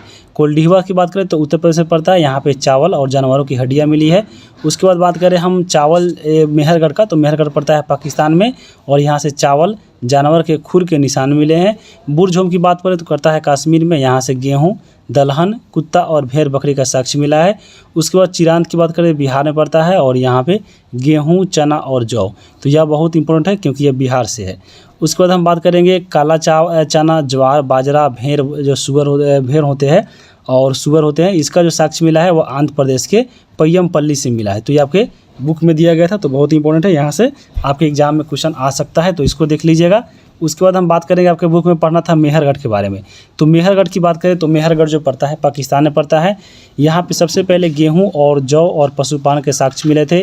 भेड़ बकरी पालने का भी यहाँ पे साक्ष्य मिला है। यहाँ के घर जो होते थे आयताकार और चौकोर होते थे, और मृतकों को दफनाने के साक्ष्य भी जो है मेहरगढ़ से मिला है। तो यहाँ पे आपके यह देख लीजिएगा। अब हम बात करेंगे चिरांत के बारे में। जो चिरांत आपके बुक में दिया गया है और बार बार मिल रहा है, तो चिरांत जो है वह पड़ता है बिहार में, कहाँ पे, तो छपरा जिला में। यहाँ से कौन कौन साक्ष्य मिला है, तो देखिए पत्थर और हड्डी और सिंग के औजार मिले हैं। यहाँ की जो घर थी वह गोल होती थी, और चूल्हा, बर्तन, गेहूँ, धान, सुअर, ये मसूर और मिट्टी के जो खिलौने प्राप्त हुए हैं वह चिरांत से हुए। तो आपको बिहार का है, तो यह बहुत इंपॉर्टेंट है। आगे हम बात करेंगे इसके अभ्यास की। पहला यहाँ पे क्वेश्चन दिया गया है कि सबसे पहले किस जानवर को आदमी ने पालतू बनाया था, तो अभी बताए हैं कुत्ता को सबसे पहले पालतू बनाया गया था। ख नंबर है गेहूं का प्राचीनतम साक्ष्य कहाँ मिलता है, तो गेहूं का जो प्राचीनतम साक्ष्य मिला है अभी बताए हैं कहाँ पे, तो मेहरगढ़ में मिला है। तो यहाँ पे ऑप्शन नंबर आपके क्या हो जाएंगे, ख हो जाएंगे। उसके बाद हम बात करेंगे 3 नंबर सवाल है कि चावल का प्रमाण भारत में कहाँ मिलता है, तो चावल का जो प्रमाण मिला है वह आपको मिलता है कहाँ से, तो वह मिलता है कोल्डिहवा से। तो यहाँ पे आपके ऑप्शन नंबर 1 हो जाएंगे, कोल्डिहवा पड़ता है उत्तर प्रदेश में। उसके बाद हम बात करेंगे सुमेलित करने के लिए दिया गया, इसे देखिए पहला है आपका चिरांत, अभी बताया है चिरांत पड़ता है छपरा जिला बिहार में, तो आपके बिहार हो जाएगा। मेहरगढ़ पड़ता है पाकिस्तान में, बुरझोम पड़ता है कश्मीर में, और कोल्डिहवा पड़ता है उत्तर प्रदेश में। तो ऐसे भी आपके क्वेश्चन आ सकते हैं। अब हम अध्याय 5 की बात करेंगे। अध्याय 5 में है प्रारंभिक शहर एवं प्रथम नगरीकरण, और यहाँ पे यह आपका चैप्टर में बहुत ही ज़्यादा इंपॉर्टेंट पॉइंट दिया गया था। चलिए हम लोग इसको कवर करते हैं, और इसमें आपके ताम्रपाषाण युग के बारे में पढ़ना था। तो यहाँ पे धातु युग जो था उसके बारे में पढ़ना था। तो देखिए जब नवपाषाण युग चल रहा था, पीछे हम लोग देखे हैं, तो नवपाषाण युग के अंतिम चरण में धातु का खोज हुआ था, और वो आपको धातु कौन था, तो तांबा था। तो यहाँ पे नवपाषाण युग में ही आपको अंतिम चरण में तांबा का व्यवहार आरंभ हो गया, और धीरे धीरे लोग जो है अन्य धातु जैसे कांसा और लोहा हो गया, ये सबको मिलाकर नए नए जो है आपको धातु बनाए और परिचित हुए, और इसी कारण जो है पाषाण युग के बाद धातु युग की शुरुआत हुई थी। धातु युग में जो है 3 युग पढ़ना पड़ता है, एक आपका ताम्र युग, दूसरा है कांस्य युग और तीसरा है लौह युग। तो चलिए इसको देखते हैं। यहाँ पे मेन रूप से जो बुक में दिया गया था वो आपके ताम्र युग के बारे में ही दिया गया था।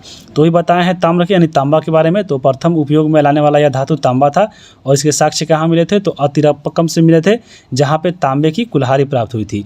उसके बाद जैसे जैसे खोज हो गया तो उसके बाद पत्थर और तांबा का उपकरण का प्रयोग होने लगा था और कमज़ोर धातु हथियार भी यहाँ पे क्या होता, कमज़ोर होता गया। क्योंकि देखिएगा जो तांबा होता है वो आपको लचीला होता है, उसका जो है ज़्यादा मजबूत आपको नहीं होता था हथियार। और यहाँ पे जो ताम्र युग का जो साक्ष्य में सबसे पहले देखा गया है वो आपको मेसोपोटामिया की सभ्यता में जो यानी जो इराक की सभ्यता थी मेसोपोटामिया वाली, वहाँ पे मिला।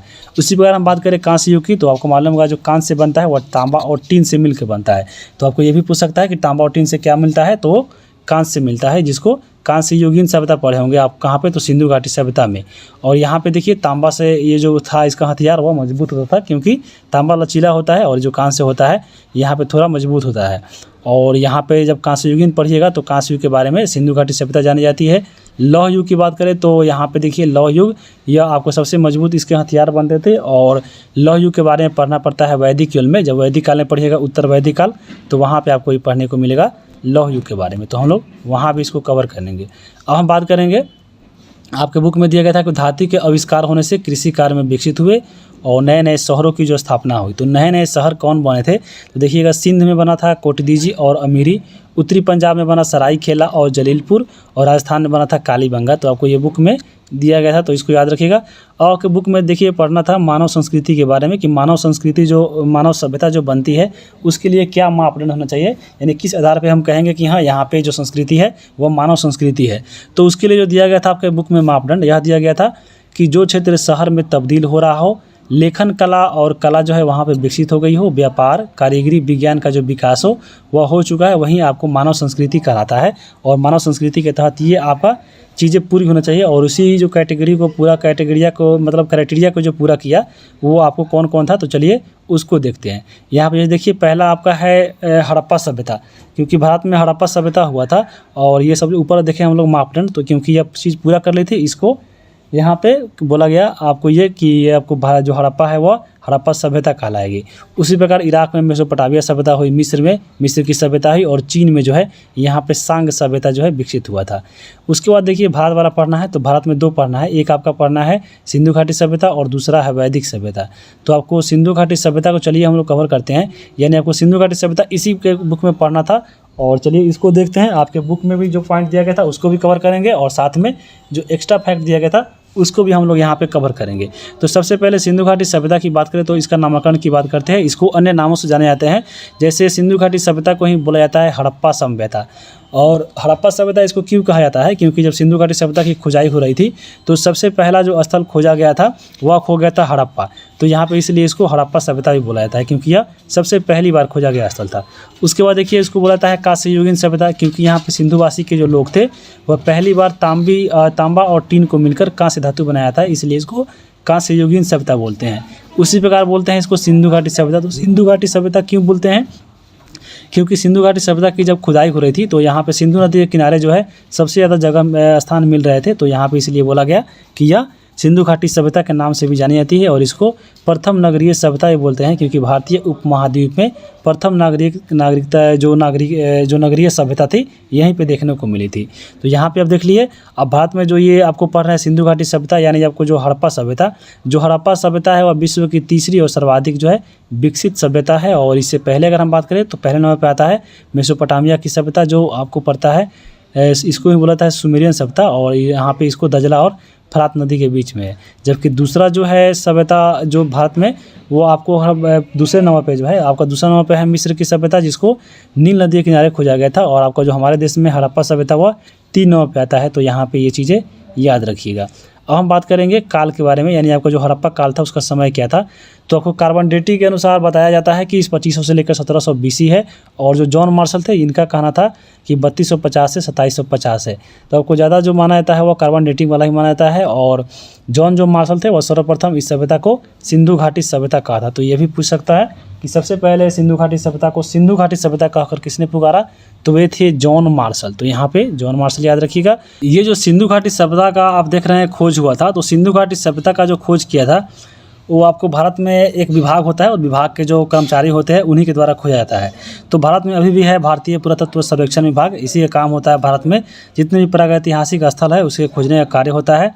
और इसके जो जन्मदाता थे ये वो थे अलेक्जेंडर कनिंघम, और ये पहले महानिदेशक थे और 1861 में जो है इसकी स्थापना हुई थी भारतीय पुरातत्व सर्वेक्षण विभाग का। जब यहाँ पे खोजा जा रहा था सिंधु घाटी सभ्यता, तो शुरू में देख रहे हैं जब पंजाब में रेलवे लाइन बिछाई जा रही थी 1853-54 के समय, देखिएगा 1853 में जब रेलवे लाइन चला था, तो जब उससे पहले पंजाब में जब रेलवे लाइन बिछाई जा रही थी तो वहाँ पे पंजाब में बहुत सारे जब है उसमें रेलवे लाइन बन रहा था तो बहुत सारे अवशेष मिल रहे थे, ईंट मिल रहा था या जो चीज़ मिल रहे थे, तो वहाँ के लोगों ने इस बात को नहीं समझा और वहाँ पे जितने भी ईंट मिल रहे थे सब कोई ले जाकर अपने अपने घर में रख लिया था। लेकिन वहाँ पे ज़्यादा ध्यान नहीं दिया गया, शोध नहीं किया गया और सभ्यता का पता नहीं चला था।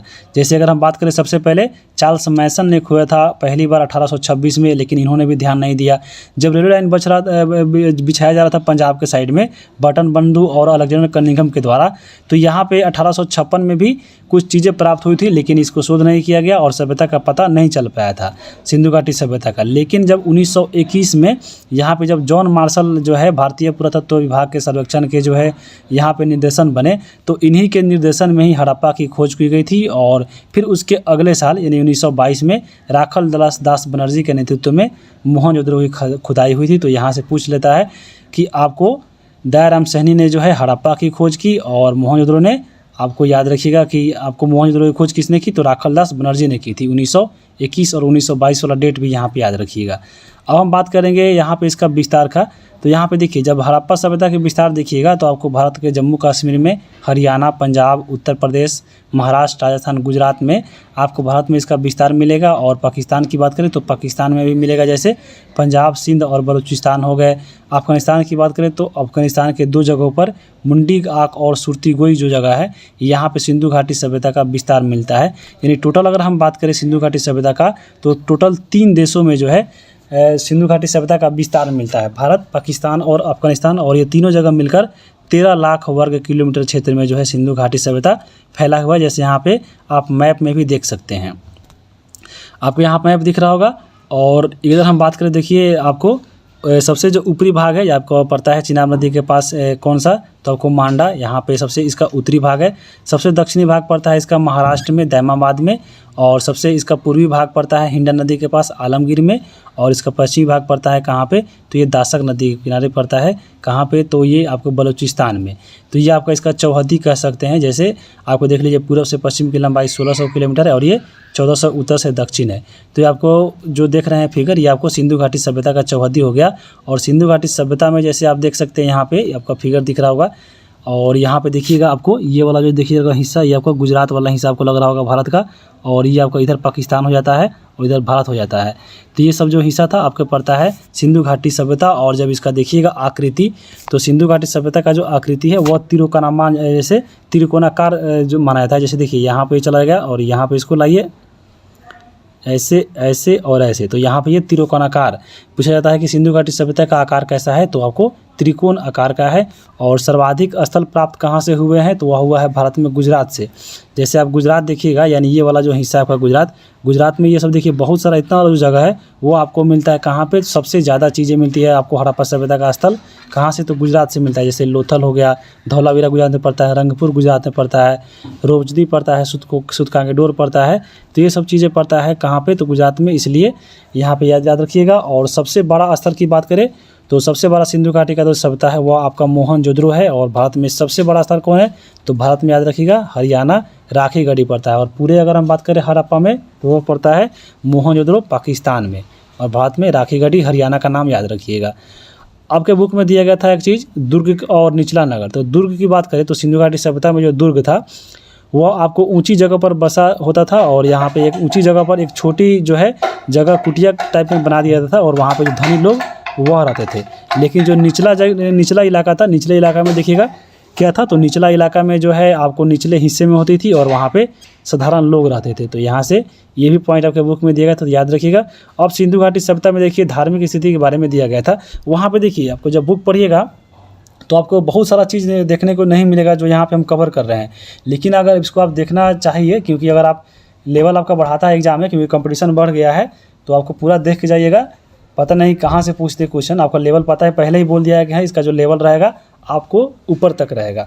तो यहाँ पे अगर हम बात करें सिंधु घाटी सभ्यता के धार्मिक स्थल के बारे में, तो आपके बुक में भी दिया गया था कि हाँ, सिंधु घाटी सभ्यता में कोई भी जो है मंदिर का साक्ष्य नहीं मिला है, और यहाँ पे लिखा गया है। और यहाँ पे ये चीज़ें याद रखिएगा कि सिंधु घाटी सभ्यता में किसी भी मंदिर का साक्ष्य नहीं मिला है, लेकिन मूर्ति का साक्ष्य मिला है। तो बहुत इंपॉर्टेंट है। जैसे यहाँ पे यहीं देख लीजिए, एक आपका मूर्ति दिख रहा होगा।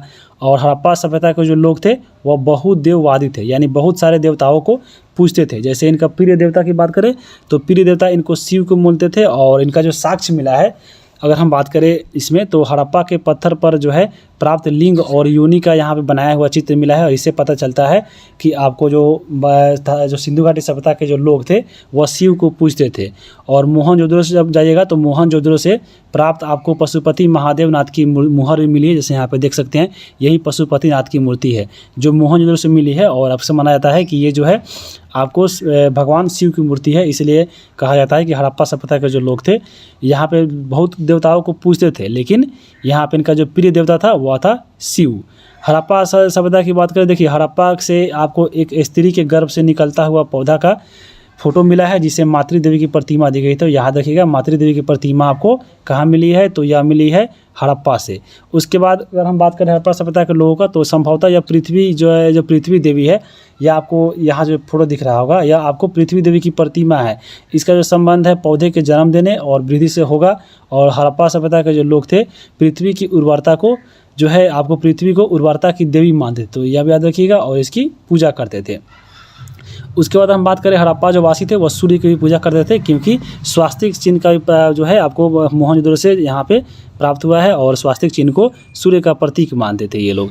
हड़प्पा के जो लोग हैं पशु पक्षी झरना पेड़ पौधा आदि की भी पूजा करते थे। और हड़प्पा के जो लोग थे ये यज्ञ प्रथा से भी परिचित थे, यहाँ पे यज्ञ भी हुआ करता था। जैसे अगर पढ़िएगा बनवाली के बारे में और कालीबंगा के बारे में, तो यहाँ से आपको अग्निकुंड के प्रमाण मिले हैं। तो याद रखिएगा, कालीबंगा बनवाली और लोथल से जो है अग्निकुंड के प्रमाण मिले हैं। और यज्ञ के अवसर पे पशु बलि की भी यहाँ पे प्रमाण मिला है। यानी आपको सिंधु घाटी सभ्यता में पशु बलि जो है आपको उसमें भी था। यानी जो पलु देखिएगा, आपको मनोकामना पूर्ण होने पे देखिएगा जो लोग चढ़ाते हैं बलि, तो ये आपको उस समय भी ये प्रचलन में था।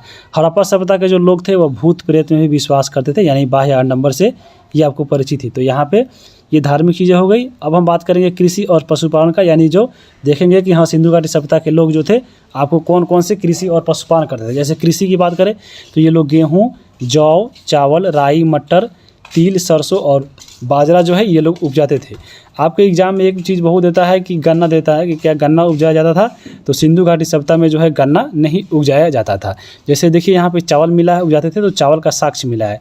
चावल का साक्ष्य सिंधु घाटी सभ्यता में कहाँ मिला है, तो वह लोथल गुजरात से मिला है। धान की भूसी कहाँ मिली है, तो रंगपुर गुजरात से मिला है। कृषि का पहला साक्ष्य कहाँ मिला है, तो मेहरगढ़ पाकिस्तान से मिला है। जूते हुए खेत का प्रमाण कहाँ मिला है, तो कालीबंगा से मिला है। तो ये आपको कृषि से संबंधित पॉइंट है आपको सिंधु घाटी सभ्यता से, तो यहाँ पे इसको जानना जो है ज़रूरी है। अब हम बात करेंगे मुख्य फसल का।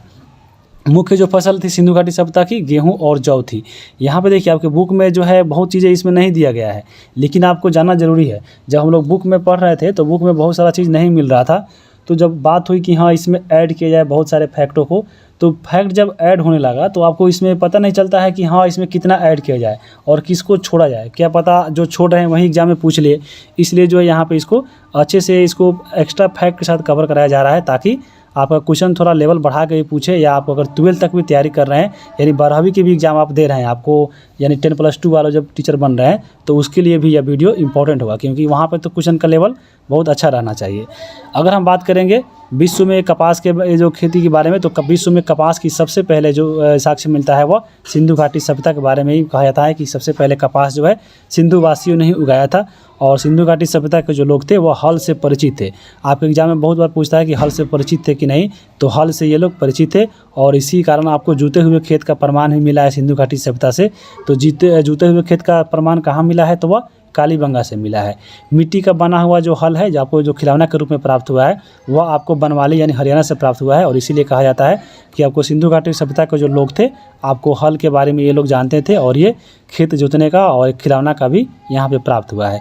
पशुपालन की बात करें, देखिए सिंधु घाटी सभ्यता के जो लोग थे वह बैल पालते थे, भैंस, बकरी, भेड़, सूअर। यहाँ पे आपको ये चीज़ दिख रही होगी, यहाँ पे एक चीज़ गाय नहीं देता है, आपके एग्जाम में गाय पूछता है तो याद रखिए गाय का साक्ष्य नहीं मिला है पशुपालन के तौर पे।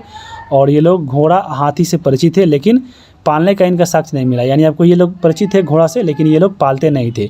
शेर का भी साक्ष्य जो है यहाँ पे नहीं मिला है सिंधु घाटी सभ्यता से। बर्तन की बात करें, देखिए तो बर्तन सिंधु घाटी सभ्यता के जो लोग यूज करते थे उसको बोला था मृदभांड। मृदभांड मतलब होता है मिट्टी के बर्तन। जो ये लोग मिट्टी के बर्तन बनाते थे, लाल और गुलाबी कलर के बनाते थे और बर्तन पे जो है काले रंग का अलंकृत यानी कुछ फोटो वोटो बना दिया करते थे। तो ये आपको सिंधु घाटी सभ्यता के बर्तन हो गए। अब हम बात करेंगे सिंधु घाटी सभ्यता का नगर नियोजन के बारे में, और आपके बुक में भी बहुत अच्छा पॉइंट दिया गया है जिसको यहाँ पे शामिल किया गया है। और सिंधु घाटी जो सभ्यता है वो आप नगर नियोजन के लिए ही जानी जाती है, तो यहाँ पे यह आपका इम्पोर्टेंट है। तो अगर हम बात करें जो सिंधु घाटी सभ्यता का जो नगर था वह एक आपका ग्रिड पत्ती था, यानी आपको जाल पत्ती के रूप में, जैसे यहाँ पे देखिए आपको जो शतरंज का रूप है इस टाइप से, यानी आपको जितना मान लीजिए इसमें काला वाला है तो आपको काला वाला सभी घर मान लीजिए, तो यहाँ पे बीच में खाली खाली होगा वो वाइट वाला, तो आपको एक जाल के रूप में जो है यहाँ पे इसका नगर नियोजन था। और जो जितने भी घर थे एक दूसरे को समकोण पे काटती थी। जैसे मान लीजिए इसमें ब्लैक वाला ही सभी घर है तो एक दूसरे को समकोण पे काट रही है, और ये शतरंज के समान होती थी। और यहाँ पे कच्ची और पक्की ईंटों दोनों का घर मिला है, एक मंजिला और दो मंजिला का भी मिला है। एक मंजिला तो मिलता ही था लेकिन दो मंजिला का जो है मोहनजोदड़ो से प्राप्त हुआ है। और जल निकासी हेतु यहाँ पे नालियों का उत्तम व्यवस्था जो है आपको उस समय, यानी जब सिंधु घाटी सभ्यता थी वहाँ पे भी, जैसे फिगर में देख सकते हैं यहाँ भी आपको जल निकासी हेतु नाला बनता था। तो ये चीज़ याद हो गई। और सिंधु घाटी सभ्यता के जो भवन थे, जो यानी जो लोग घर बनाते थे, उसका जो दरवाज़ा होता था वह मुख्य सड़क की ओर नहीं होकर घर के पीछे यानी खेत की तरफ खोलते थे। तो ये आपको याद रखिएगा। और एक जगह और आती है इसमें अपवाद में कि जो लोथल जगह था वहाँ पे जो दरवाजे खुलते थे घर के, वह आपको सामने यानी सड़क की ओर खुलते थे। तो ये आपको अपवाद में आता है कौन, तो लोथल होता है। उसके बाद हम बात करें मोहनजोदड़ो के बारे में। देखिए मोहनजोदड़ो से प्राप्त आपको हड़प्पा सभ्यता का सबसे बड़ा इमारत जो मिला है वह मिला है विशाल अन्नानगर। तो यहाँ पे आप फिगर भी देख सकते हैं, ये आपका विशाल अन्नानगर आपको आगे भी मिलेगा। और यहाँ पे देखिए अगर हम बात करें आगे तो मोहनजोदड़ो से प्राप्त धर्म अनुष्ठान हेतु एक विशाल स्नानागार बनाया गया था। तो यहाँ पे ये आपको स्नानागार देख सकते हैं, यहाँ पे धर्म अनुष्ठान होता था और ये प्राप्त हुआ है मोहनजोदड़ो से। और मोहनजोदड़ो से ही एक विशाल अन्नागार भी प्राप्त हुआ है। आगे हम बात करेंगे अब अगला आपका है लिपि के, यानी सिंधु घाटी सभ्यता को लिपि कैसी थी, तो यहाँ पे भाव चित्रात्मक थी, यानी जिसको पिक्टोग्राफ इसमें बोला जाता है। तो यहाँ पे ज़्यादा पॉइंट इसके बारे में आपके बुक में दिया गया नहीं था। अब हम बात करेंगे हड़प्पा सभ्यता के कुछ जो इंपॉर्टेंट पॉइंट है आपको जो बुक में दिया गया है। तो सबसे पहले हम बात करते हैं हड़प्पा का ही। हड़प्पा की बात करें, देखिए हड़प्पा जो पड़ता है वह पड़ता है वर्तमान पाकिस्तान में, और पाकिस्तान का जो है मोंटेगोमरी जो आपको साहिवाल जिला में आता है, तो यहीं पे हड़प्पा पड़ता है और ये पाकिस्तान में पड़ता है। और ये रावी नदी के तट पे है। और इसका उत्खननकर्ता कौन थे, तो राय बहादुर सहनी थे। 1921 में इसकी खोज हुई थी। और यहाँ से कौन कौन सा साक्ष्य मिला है, तो मातृ देवी की प्रतिमा यहाँ पे आप देख सकते हैं, जिसको पृथ्वी देवी की प्रतिमा कहते थे, यानी उर्वरता की देवी कहते थे। और इसी स्त्री के गर्भ से जो है आपको निकला हुआ पौधा दिख रहा होगा। तो ये आपको कहाँ से प्राप्त हुआ है, तो हड़प्पा से प्राप्त हुआ है। उसके अलावा ताबूत में रखा 100 की हुआ है। उसके बाद सर्वाधिक लेख युक्त मुहर जो है हड़प्पा से प्राप्त हुए हैं। एक अन्नागार मिला है, गेहूँ और जौ के दाने मिले हैं। और R37 कब्रिस्तान जो है ये आपको कहाँ मिला है, तो ये मिला है आपको हड़प्पा से ही। भारत में नगरीकरण की प्रक्रिया जो है आपको हड़प्पा काल में हुई थी, आपके बुक में दिया गया था। और अभी वर्तमान में अगर हम बात करें भारत में, तो लगभग 28% जनसंख्या जो है नगरीकरण हो चुका है। अगर हम बात करें आगे रोपड़ के बारे में दिया गया था, तो रोपड़ पड़ता है पंजाब में, सतलज नदी के किनारे। और यहाँ से साक्ष्य मिले हैं मनुष्य के साथ कुत्ते को दफनाने का। और स्वतंत्रता प्राप्ति के बाद जो है पहला उत्खनन जो स्थल था वो आपको रोपड़ ही था। यानी भारत आज़ाद होने के बाद सबसे पहला जो खोजा गया स्थल था वह रोपड़ था, जो पंजाब में पड़ता है। और इसका आधुनिक जो नाम है वह रूपनगर है। तो यहाँ से ये भी पॉइंट याद रख सकते हैं। अब हम बात करेंगे सिंधु घाटी सभ्यता के व्यापार और उद्योग के बारे में।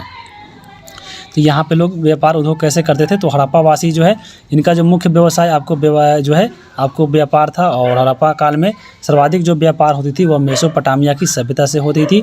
और हड़प्पा सभ्यता का सबसे विकसित जो बंदरगाह था वह लोथल था, जो गुजरात में पड़ता था। और हड़प्पा काल में व्यापार है तो लोग जो है वस्तु विनिमय प्रणाली के माध्यम लाते थे, क्योंकि उस समय आपको मुद्रा का जो खोज नहीं हुआ था। लेन देन में मुहर का प्रयोग होता था। जो मुहर जो होता था वह सिलखिड़ी की बनी होती थी। यहाँ पे जो मुहर का कार्य होता था, तो आगे हम लोग देखेंगे, जैसे आप फिगर में देख रहे हैं। और हड़प्पा सभ्यता के जो लोग थे वो माप तौल के लिए 16 का जो है गुणज उपयोग लोग करते थे, जैसे 1 हो गया, फिर 16 हो गया, फिर इसके 16 गुना, ऐसे ऐसे ये लोग जो है यूज़ करते थे, जो आगे चलकर दशमलव प्रणाली का सूचक बना। और लोथल से जो है जब देखिएगा लोथल, तो लोथल से तराजू का पल्ला और मोहनजोदड़ो से जो है बाट होता है, जो जोखने वाला होता है वस्तु, वो चीज़ें मिली है। इसलिए पता चलता है कि वहाँ के लोग जो है आपको व्यापार भी करते थे। जैसे देखिए आपको फिगर में यहाँ पे मोहनजोदड़ो से प्राप्त आपको पहिए वाली बैलगाड़ी मिली है, पहले वाले खिलौना गाड़ी मिला है, और इस पता चलता है कि मोहनजोदड़ो में जो है लोग व्यापार करते थे और इससे सामान ढोते थे। उसी प्रकार देखिए लोथल का जो बंदरगाह है आपको प्राप्त हुआ है, और यहाँ पे बंदरगाह के द्वारा ही एक दूसरे जैसे मेसोपोटामिया की सभ्यता से व्यापार हुआ करती थी। और यहाँ पे देखिए मुहर, ये आपको मुहर है, तो मुहर का जो प्रयोग है आपको व्यापारिक लोग करते थे। जैसे मान लीजिए कोई सामान दूसरी जगह भेज रहे हैं तो यहाँ पे एक ठप्पा लगा देते थे मुहर के तौर पे कि हाँ इसमें अगर कोई छेड़छाड़ होता है, सामान निकलता है तो यह पता चलेगा। यह सेलखड़ी की बनी होती थी। अब यहाँ पे देखिए आपके बुक में कुछ दिया गया था कि हाँ कहाँ कहाँ से व्यापार होता था। जैसे तांबा की बात करें तो तांबा जो होता था वह खेतरी पड़ता है बलूचिस्तान में, तो वहाँ से होता था। चांदी की बात करें तो चांदी जो है अफगानिस्तान और ईरान से होता था व्यापार। टीन की बात करें तो टीन जो है अफगानिस्तान से। सोना का देखिए अफगानिस्तान और इराक और कर्नाटक से। और जो शीशा था वह ईरान से होता था। उसी प्रकार एक होता था फिरोजा, फिरोज नहीं यहाँ पे फिरोजा होगा, तो फिरोजा पड़ता है गुजरात में, यहाँ से समुद्री उत्पाद का निर्यात होता था। उसी प्रकार जम्मू की बात करें तो जम्मू में जो है वह लकड़ी होता था। तो ये सब चीज़ें याद रखिएगा। और हड़प्पा वासी जो है वह लोहा से परिचित नहीं थे, क्योंकि लोहा का जो है वो आपको खोज हुआ था 1000 ईस्वी के आसपास हुआ था। कहाँ पे? तो आपको वैदिक काल में हुआ था। लोहा का पहला शख्स जो यहाँ पे मिलता है कहाँ पे? तो उत्तर प्रदेश के अंजीखेड़ा से मिलता है। यहीं आपको 1000 ईस्वी के आसपास जो हुआ था उसकी बात हो रही थी। उसके बाद आपके बुक में दिया गया था मेलुहा के बारे में। मेलुहा क्या है? तो सिंधु घाटी क्षेत्र का प्राचीन नाम जो है वह मेलुहा हुआ करता था, और इसकी चर्चा कहाँ पे किया गया है मेलुहा नाम से? तो सिंधु घाटी को जो मेलुहा कहा गया है वह मेसोपोटामिया की सभ्यता में बोला गया है। तो ये चीज़ें आपको याद रखिएगा। अब बात करेंगे लोथल के बारे में। तो लोथल जो पड़ता है कहाँ पे? तो आपको गुजरात में पड़ता है, भोगवा नदी किनारे। और इसके उत्तराखंडकर्ता कौन थे? तो रंगनाथ राव थे। और यहाँ से क्या क्या मिला? तो अभी देखे हैं जो लोथल का बंदरगाह था वह हो गया, हाथीदांत हो गया, और उसके बाद मनके बनाने का कारखाना। जो इंपॉर्टेंट है वहीं याद रखिएगा यहाँ पे। आगे हम बात करेंगे चनहुद्रो। चनहुद्रो पड़ता है ये पाकिस्तान में, सिंध प्रांत में, और ये सिंधु नदी के किनारे है। और यहाँ पे किसका खोज किसने किया था? तो यहाँ पे गोपाल मजुमदार के द्वारा इसका यहाँ पे उत्खनन करवाया गया था। और यहाँ से कौन कौन साक्ष्य मिला है? तो चनहुद्रो से देखिए जितना मेकअप का सामान हो गया, जैसे कंघी, शीशा, लिपस्टिक हो गया, मनका हो गया, तो ये सब मिला है चनहुद्रो से। उसके अलावा 4 पहियों वाली गाड़ी हो गई, बिल्ली का पीछा करता हुआ कुत्ता का जो फोटो देखते हैं आप लोग कहीं कहीं, ये आपको चनहुद्रो से ही प्राप्त हुआ है। यहाँ पे चनहुद्रो के बारे में अगर हम बात करें तो चनहुद्रो एकमात्र ऐसा नगर था जो आपको दुर्गीकृत नहीं था। यहाँ पे दुर्गीकृत नहीं, दुर्गीकृत होगा। आगे हम बात करेंगे चनहुद्रो था एकमात्र स्थल था जहाँ पे वर्गाकार ईंटें प्राप्त हुआ है, और ईंटों पर एक बिल्ली का पीछा करते हुए कुत्ते के पंजे का निशान मिला है। कहाँ पे? तो चनहुद्रो से मिला है। आगे हम बात करेंगे अब कालीबंगा के बारे में। काली जो बंगा है वह पड़ता है राजस्थान में, घग्गर नदी के किनारे है, और इसके उत्खननकर्ता थे अमलानंद घोष। और यहाँ से क्या क्या चीज़ें मिली है? तो भूकंप आने का प्राचीनतम जो साक्ष्य मिलता है वह कालीबंगा से मिलता है। और यहाँ पे एक साथ 2 फसल परमाने का जो बोए जाने का प्रमाण मिला है। यहाँ पे अगर हम बात करें तो मिट्टी और कांच की चूड़ियाँ मिली है, और हल से जुता हुआ खेत जो हम लोग ऊपर देखे हैं कृषि में, तो आपको ये सब चीज़ें मिली है। धौलावीरा की बात करें तो धौलावीरा के बारे में आपके बुक में दिया गया था। तो धौलावीरा जो है पड़ता है कच्छ गुजरात में, जो लुनी नदी के किनारे है, और इसके खोज करता है जगपति जोशी और रविंद्र सिंह बिष्ट। यहाँ पे प्राप्त साक्ष्य की बात करें तो धौलावीरा से ही एक विशाल जलाशय मिला है, उत्तम जल प्रबंधन का प्रमाण मिला है, और एक स्टेडियम का भी प्रमाण मिला है। कहाँ से? तो आपको धौलावीरा से बोलता है। देखिएगा स्टेडियम में बहुत धूल उड़ता है, तो आपको धौलावीरा ऐसे याद रखिएगा। अब हम आगे बात करेंगे धौलावीरा के बारे में। आपके बुक में एक और पॉइंट दिया गया था कि धौलावीरा जो है एकमात्र नगर था जो 3 भागों में विभक्त था। जैसे एक दुर्ग, दूसरा हो गया मध्यम नगर, तीसरा हो गया आपको निचला नगर। तो ये आपको याद रखिएगा, क्योंकि बाकी ऊपर हम देख रहे थे जैसे जो था आपको दुर्ग और निचला नगर था, लेकिन आपको एकमात्र नगर जो था धौलावीरा यह 3 भागों में विभक्त था, और तीसरा आपको इसमें मध्यम नगर आ गया था। तो ये चीज़ें आपको थोड़ा इंपॉर्टेंट है, आपके बुक में दिया गया था। अब हम बात करेंगे मुहर के बारे में। जो मुहर जो था आपको मुद्रा के रूप में प्रयोग नहीं होता था, आपको वस्तु विनिमय प्रणाली चलती थी। लेकिन जो मुहर था यहाँ पे आप देख सकते हैं, जो मुहर था अभी बताएं कि व्यापारिक लोग यहाँ पे अपने सामानों पे इसको ठप्पा के रूप में लगाते थे, और ये सेलखड़ी की बनी होती थी, और इस पे बहुत सारे जानवरों का जो है फिगर बना दिया जाता था। जैसे यहाँ पे देखिए एक श्रृंगी पशु, बैल हो गया, बाघ हो गया, बकरी हो गया, हाथी की आकृति ये लोग बना देते थे। और यहाँ पे इसका कोई आकृति फिक्स नहीं था, यहाँ पे गोलाकार भी हो जाता था, वर्गाकार भी, आयताकार भी, ये सब यहाँ पे चलते रहता था। तो यहाँ पे ये सब जो है आप देख सकते हैं। अब हड़प्पा कालीन आपके स्थल दिए गए थे आपके बुक में, और वहाँ पे इसका कौन कौन से खोजकर्ता थे और ये कहाँ पे है, चलिए इसको देख लेते हैं। यहाँ पे यह बहुत इंपॉर्टेंट है, आपके बुक में दिया गया था तो समझ लीजिए आने का चांस है। अगर हम बात करेंगे हड़प्पा का, तो हड़प्पा की खोज 1921 में रावी नदी के तट पे है और ये पंजाब पाकिस्तान में पड़ता है। मोहनजोदड़ो है 1922 में इसका खोज हुआ था, सिंधु नदी के तट पे है और ये पाकिस्तान में पड़ता है। चनहुद्रो की बात करें तो आपको पूरा डेट याद नहीं रखना है, जो इंपॉर्टेंट है उसी को याद रखिएगा। तो चनहुद्रो है पड़ता है कहाँ पे, तो सिंधु नदी यानी पाकिस्तान में। उसके बाद देखिए लोथल है पड़ता है गुजरात में भोगवा नदी के किनारे। कालीबंगा पड़ता है राजस्थान में, तो आपको ये घग्गर नदी के किनारे है। बनवाली कहाँ पड़ता है, हरियाणा में सरस्वती नदी के किनारे है। रंगपुर कहाँ पड़ता है, तो गुजरात में मादर नदी के किनारे है। रोपर पड़ता है पंजाब में सतलज नदी के किनारे और इसका वर्तमान जो नाम है वह रूपनगर है, पंजाब में पड़ता है। और यह जो स्थल है वह आपको देश आज़ाद होने के बाद सबसे पहली बार खोजा गया था, बहुत इंपॉर्टेंट पॉइंट है। कोट दीजी जो है पड़ता है पाकिस्तान में, सिंधु नदी के तट पे है। सुतकांग डोर है, यही पड़ता है पाकिस्तान में, दास्ता नदी किनारे है। सुतकोटदा जो है सरस्वती नदी के किनारे पड़ता है, गुजरात में पड़ता है। मांडा जो है आपको पड़ता है चेनाब नदी के किनारे जम्मू कश्मीर में, और राखीगढ़ी पड़ता है हरियाणा में। घग्गर नदी के किनारे। आलमगीर जो पड़ता है यूपी में पड़ता है, मेरठ के पास, और ये हिंडन नदी के किनारे है। तो ये चीज़ें आपको याद रखनी है। उसके बाद देखिए आपके सिंधु घाटी सप्ताह में जो है आपके बुक में ये भी दिया गया था अंतिम संस्कार के बारे में। तो अंतिम संस्कार की जो सिंधु घाटी सप्ताह में 3 विधियाँ थी। एक थी आपको पूर्ण समाधिकरण। इसमें क्या होता था, तो इसमें संपूर्ण शव को भूमि में दफना दिया जाता था, जैसे आजकल जो है मुस्लिम लोगों को मिलती प्रथा मिलती है। उसके बाद एक होता है आंशिक समाधिकरण। आंशिक समाधिकरण क्या होता है, तो जो जितने भी जो लाश होते हैं मर जाने के बाद पशु पक्षियों को देते हैं खाने के लिए, और जो बचे अवशेष होते हैं जो बचते हैं उसको यहाँ पे आपको भूमि के अंदर दफना दिया जाता है। और ये जो प्रथा मिलती है वर्तमान में पारसी विधि के तहत मिलती है। उसके बाद आते हैं दाह संस्कार। दाह संस्कार की बात करें तो इसमें क्या होता है, तो शव को पूर्ण रूप से जला दिया जाता है और उसके जितने भी भस्म अवशेष मिलते हैं उसको मिट्टी के पात्र में रखकर यहाँ पे देखिएगा लोग जाते हैं पिंडदान करने। और ये जो चीज़ है दाह संस्कार आपको वर्तमान में जो है हिंदू विधि है इससे मिलती जुलती पड़ता है। तो यहाँ पे उस समय भी चलती थी कहाँ पे, तो आपको हड़प्पा सभ्यता में। हड़प्पा से आपको एक अनोखी कब्रिस्तान प्राप्त हुआ है जिसको RH37 नाम दिया जाता है। लोथल मालूम होगा, लोथल जो है लोथल से युग्म सावधान मिले, यानी आपको जोड़ा में जो है वहाँ पे शवों को दफनाया गया था। रोपर से एक कब्र के भीतर मानव शरीर के साथ एक कुत्ता का भी प्रमाण मिला है। और हड़प्पा से ताबूत युक्त मानव समाधिकरण की, यहाँ पर समाधि नहीं समाधिकरण होगा, तो ये सब चीज़ें मिली है। अब हम बात करेंगे सिंधु घाटी सभ्यता का पतन क्यों हो गया। तो सिंधु घाटी सभ्यता का पतन के पीछे जो है आपको कोई साक्ष्य नहीं है। बहुत सारे इसका जो इतिहासकार है वो अलग अलग मानते हैं, जैसे कोई मानता है भूकंप आ गया होगा, कोई बोलता है बाढ़ आ गया होगा। तो यहाँ पे सब जो ये कहा है आपको जिसका बयान है उसको जानना जरूरी है। जैसे जॉन मार्शल का कहना है कि वहाँ पर भूकंप आ गया होगा और वहाँ पर सभ्यता जो है ख़त्म हो चुकी होगी। मार्टिन मिलर है, इनका कहना था कि ये आकस्मिक एक अंत हो गया। जॉन मार्शल फिर कहें कि यह प्रशासनिक स्थिरता है। चाइल्ड और व्हीलर का कहना है कि बाह्य और आर्यों का आक्रमण हो गया और उसके बाद जो है सिंधु घाटी सभ्यता समाप्त हो चुका था। जॉन मार्शल का कहना था कि आपको, जॉन मार्शल ने अर्नेस्ट मैकी, ये दोनों मिलकर कहना था कि आपको यहाँ पे बाढ़ आ गई थी। तो यहाँ पे ये चीज़ें आपको याद रखिएगा सिंधु घाटी सभ्यता से। अब चलिए आपके बुक में दिया गया था सिंधु घाटी सभ्यता से क्वेश्चन कि निम्नलिखित में से कौन हड़प्पा कालीन स्थल नहीं है। तो यहाँ पे देखिए मोहनजोदड़ो लोथल है और आपको कालीबंगा भी है। यहाँ पे कौन नहीं है, तो हस्तिनापुर नहीं है। तो यहाँ पे ऑप्शन नंबर इसका 4 हो जाएगा। उसके बाद हम बात करेंगे 5वां ख नंबर क्वेश्चन कि किस शहर में बंदरगाह के अवशेष मिले हैं। तो आपको मालूम होगा कि लोथल में जो बंदरगाह था उसका अवशेष मिला था। तो ऑप्शन नंबर यहाँ पे ख का 1 हो जाएगा।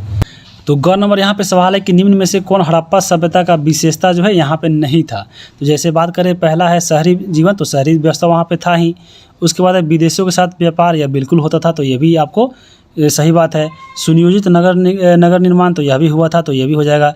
उसके बाद है ग्रामीण जीवन, तो ग्रामीण जीवन सिंधु घाटी सभ्यता नहीं था। जब हम लोग पढ़ेंगे वैदिक काल, तो वैदिक काल जो था वह ग्रामीण जीवन वाला था। तो यहाँ पे ऑप्शन नंबर 2 हो जाएगा, यानी सिंधु घाटी सभ्यता में ग्रामीण जीवन की व्यवस्था नहीं थी। घ नंबर है कि हड़प्पा सभ्यता की खोज किस वर्ष हुई थी, तो वह 1921 में हुआ था। उसके बाद हम बात करेंगे महास्नानगर किस स्थान से प्राप्त हुआ है। तो बताया है यहाँ जो स्नानगर प्राप्त हुआ है वह हुआ है मोहनजोदड़ो से। तो यहाँ पे अंक का क्या हो जाएगा, 3 हो जाएगा। अब हम बात करेंगे इसके मिलान करने के लिए। तो यहाँ पे देखिए मिलान करना है। सबसे पहला है सोना। तो मालूम होगा सोना जो है कोलार गोल्ड माइन, सुने होंगे KGF, यानी कर्नाटक में। तो ये कर्नाटक मिला दीजिए। अभी हम पढ़े हैं फिरोजा। फिरोजा कहाँ, तो गुजरात में पड़ता है, जहाँ से समुद्री उत्पाद का यहाँ पे व्यापार होता था। तो यहाँ फिरोजा मार दीजिए, गुजरात चल जाएगा।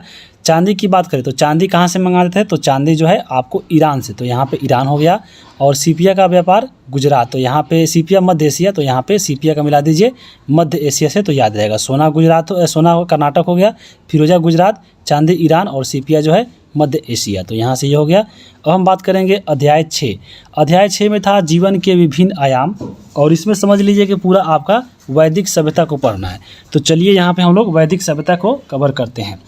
वैदिक सभ्यता जो आई थी वो आपको सिंधु घाटी सभ्यता समाप्त होने पे आई थी। तो सिंधु घाटी सभ्यता जब हम लोग पढ़ रहे थे तो सिंधु घाटी सभ्यता का काल देखे हैं 2500 से लेकर 1750 BC था, और इसी के समाप्ति के पास भारत में जो जिस सभ्यता का विकास हुआ उसको बोला जाता है वैदिक सभ्यता। तो यहाँ पे चलिए वैदिक सभ्यता के बारे में हम लोग जानते हैं। वैदिक सभ्यता की बात करें तो यहाँ पे आर्यों के द्वारा यह विकसित सभ्यता थी, और भारतीय सभ्यता और संस्कृति जो संस्थापक माने जाते हैं भारत में, तो वह आपको माने जाते हैं आर्यों के द्वारा ही, क्योंकि आर्यों के द्वारा ही आपको भारत में सब जो भारतीय सभ्यता थी इसकी स्थापना की गई थी। आर्य का मतलब होता है श्रेष्ठ, कुलीन यानी उत्तम। इसका जो निवास था, जो आर्य लोग रहते थे, आपको मध्य एशिया में आया था। मध्य एशिया जानते होंगे, ये आपका मध्य एशिया वाला है, ये वाला एरिया। और मध्य एशिया में जो है टोटल 5 कंट्री आते हैं। आपको कजाकिस्तान हो गया, किर्गिस्तान हो गया, तुर्कमेनिस्तान, उज्बेकिस्तान, तो ये सब चीज़ें जो 5 कंट्री है वो आपको आते हैं कहाँ पे, तो ये मध्य एशिया में। और आर्य जो लोग थे यहीं पे रहते थे।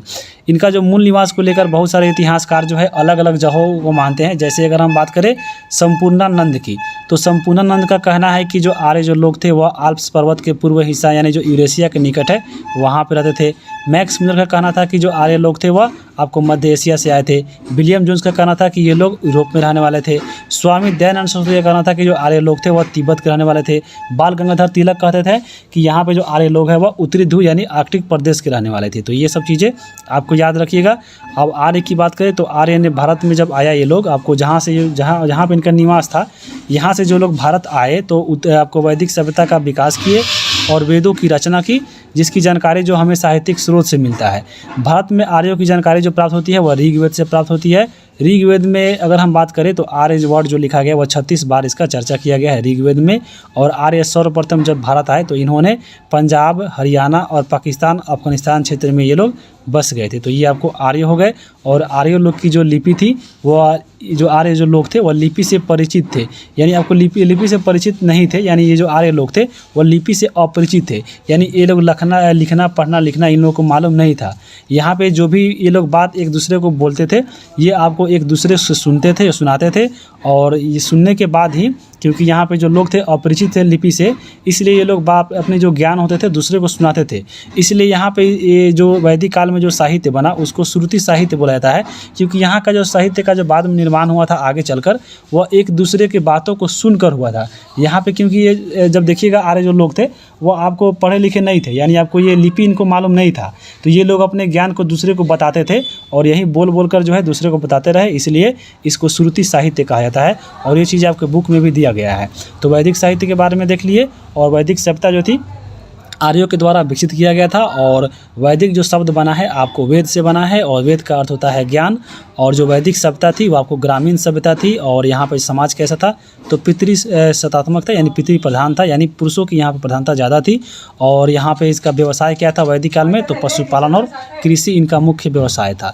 अब हम बात करेंगे आगे वैदिक काल। तो देखिएगा वैदिक काल को 2 भागों में बांट के पढ़ना है, आपके बुक में भी सेम टू सेम ऐसे ही दिया गया है। वैदिक काल की बात करें तो 2 आपको, एक है ऋग्वैदिक काल, दूसरा इसमें है उत्तर वैदिक काल। तो ऋग्वैदिक जो काल है वो आपको 1500 से लेकर 1000 BC के बीच में पढ़ना है, और जो वैदिक काल है उसको 1000 से 600 के बीच में पढ़ना है, यानी आपको वैदिक काल पूरा 1500 से लेकर 600 BC के बीच में पढ़ना है। और ऋग्वैदिक काल के बारे में जानकारी प्राप्त होता है वो ऋग्वेद से मिलता है, और उत्तर वैदिक काल के बारे में जानकारी प्राप्त होता है आपको अन्य 3 वेद यानी ऋग्वेद को छोड़कर, जैसे यजुर्वेद, सामवेद और अथर्ववेद से, और उसके अलावा ब्राह्मण ग्रंथ, आरण्यक और उपनिषद जो है आपको प्राप्त होता है उत्तर वैदिक काल के बारे में। तो ये तो आपका हो गया। अब लेकिन यहाँ पे वैदिक कुछ साहित्य है जिसके बारे में देखना है, और वैदिक साहित्य के माध्यम से ही वैदिक युग के बारे में आपको अच्छे से पता चलेगा। जैसे साहित्यिक शास्त्र की बात करें तो आपको वेद हो जाएंगे, ब्राह्मण ग्रंथ, उपनिषद और आरण्यक जो हो जाएंगे, और इसी के माध्यम से जो है हम लोग वैदिक काल के बारे में जानेंगे।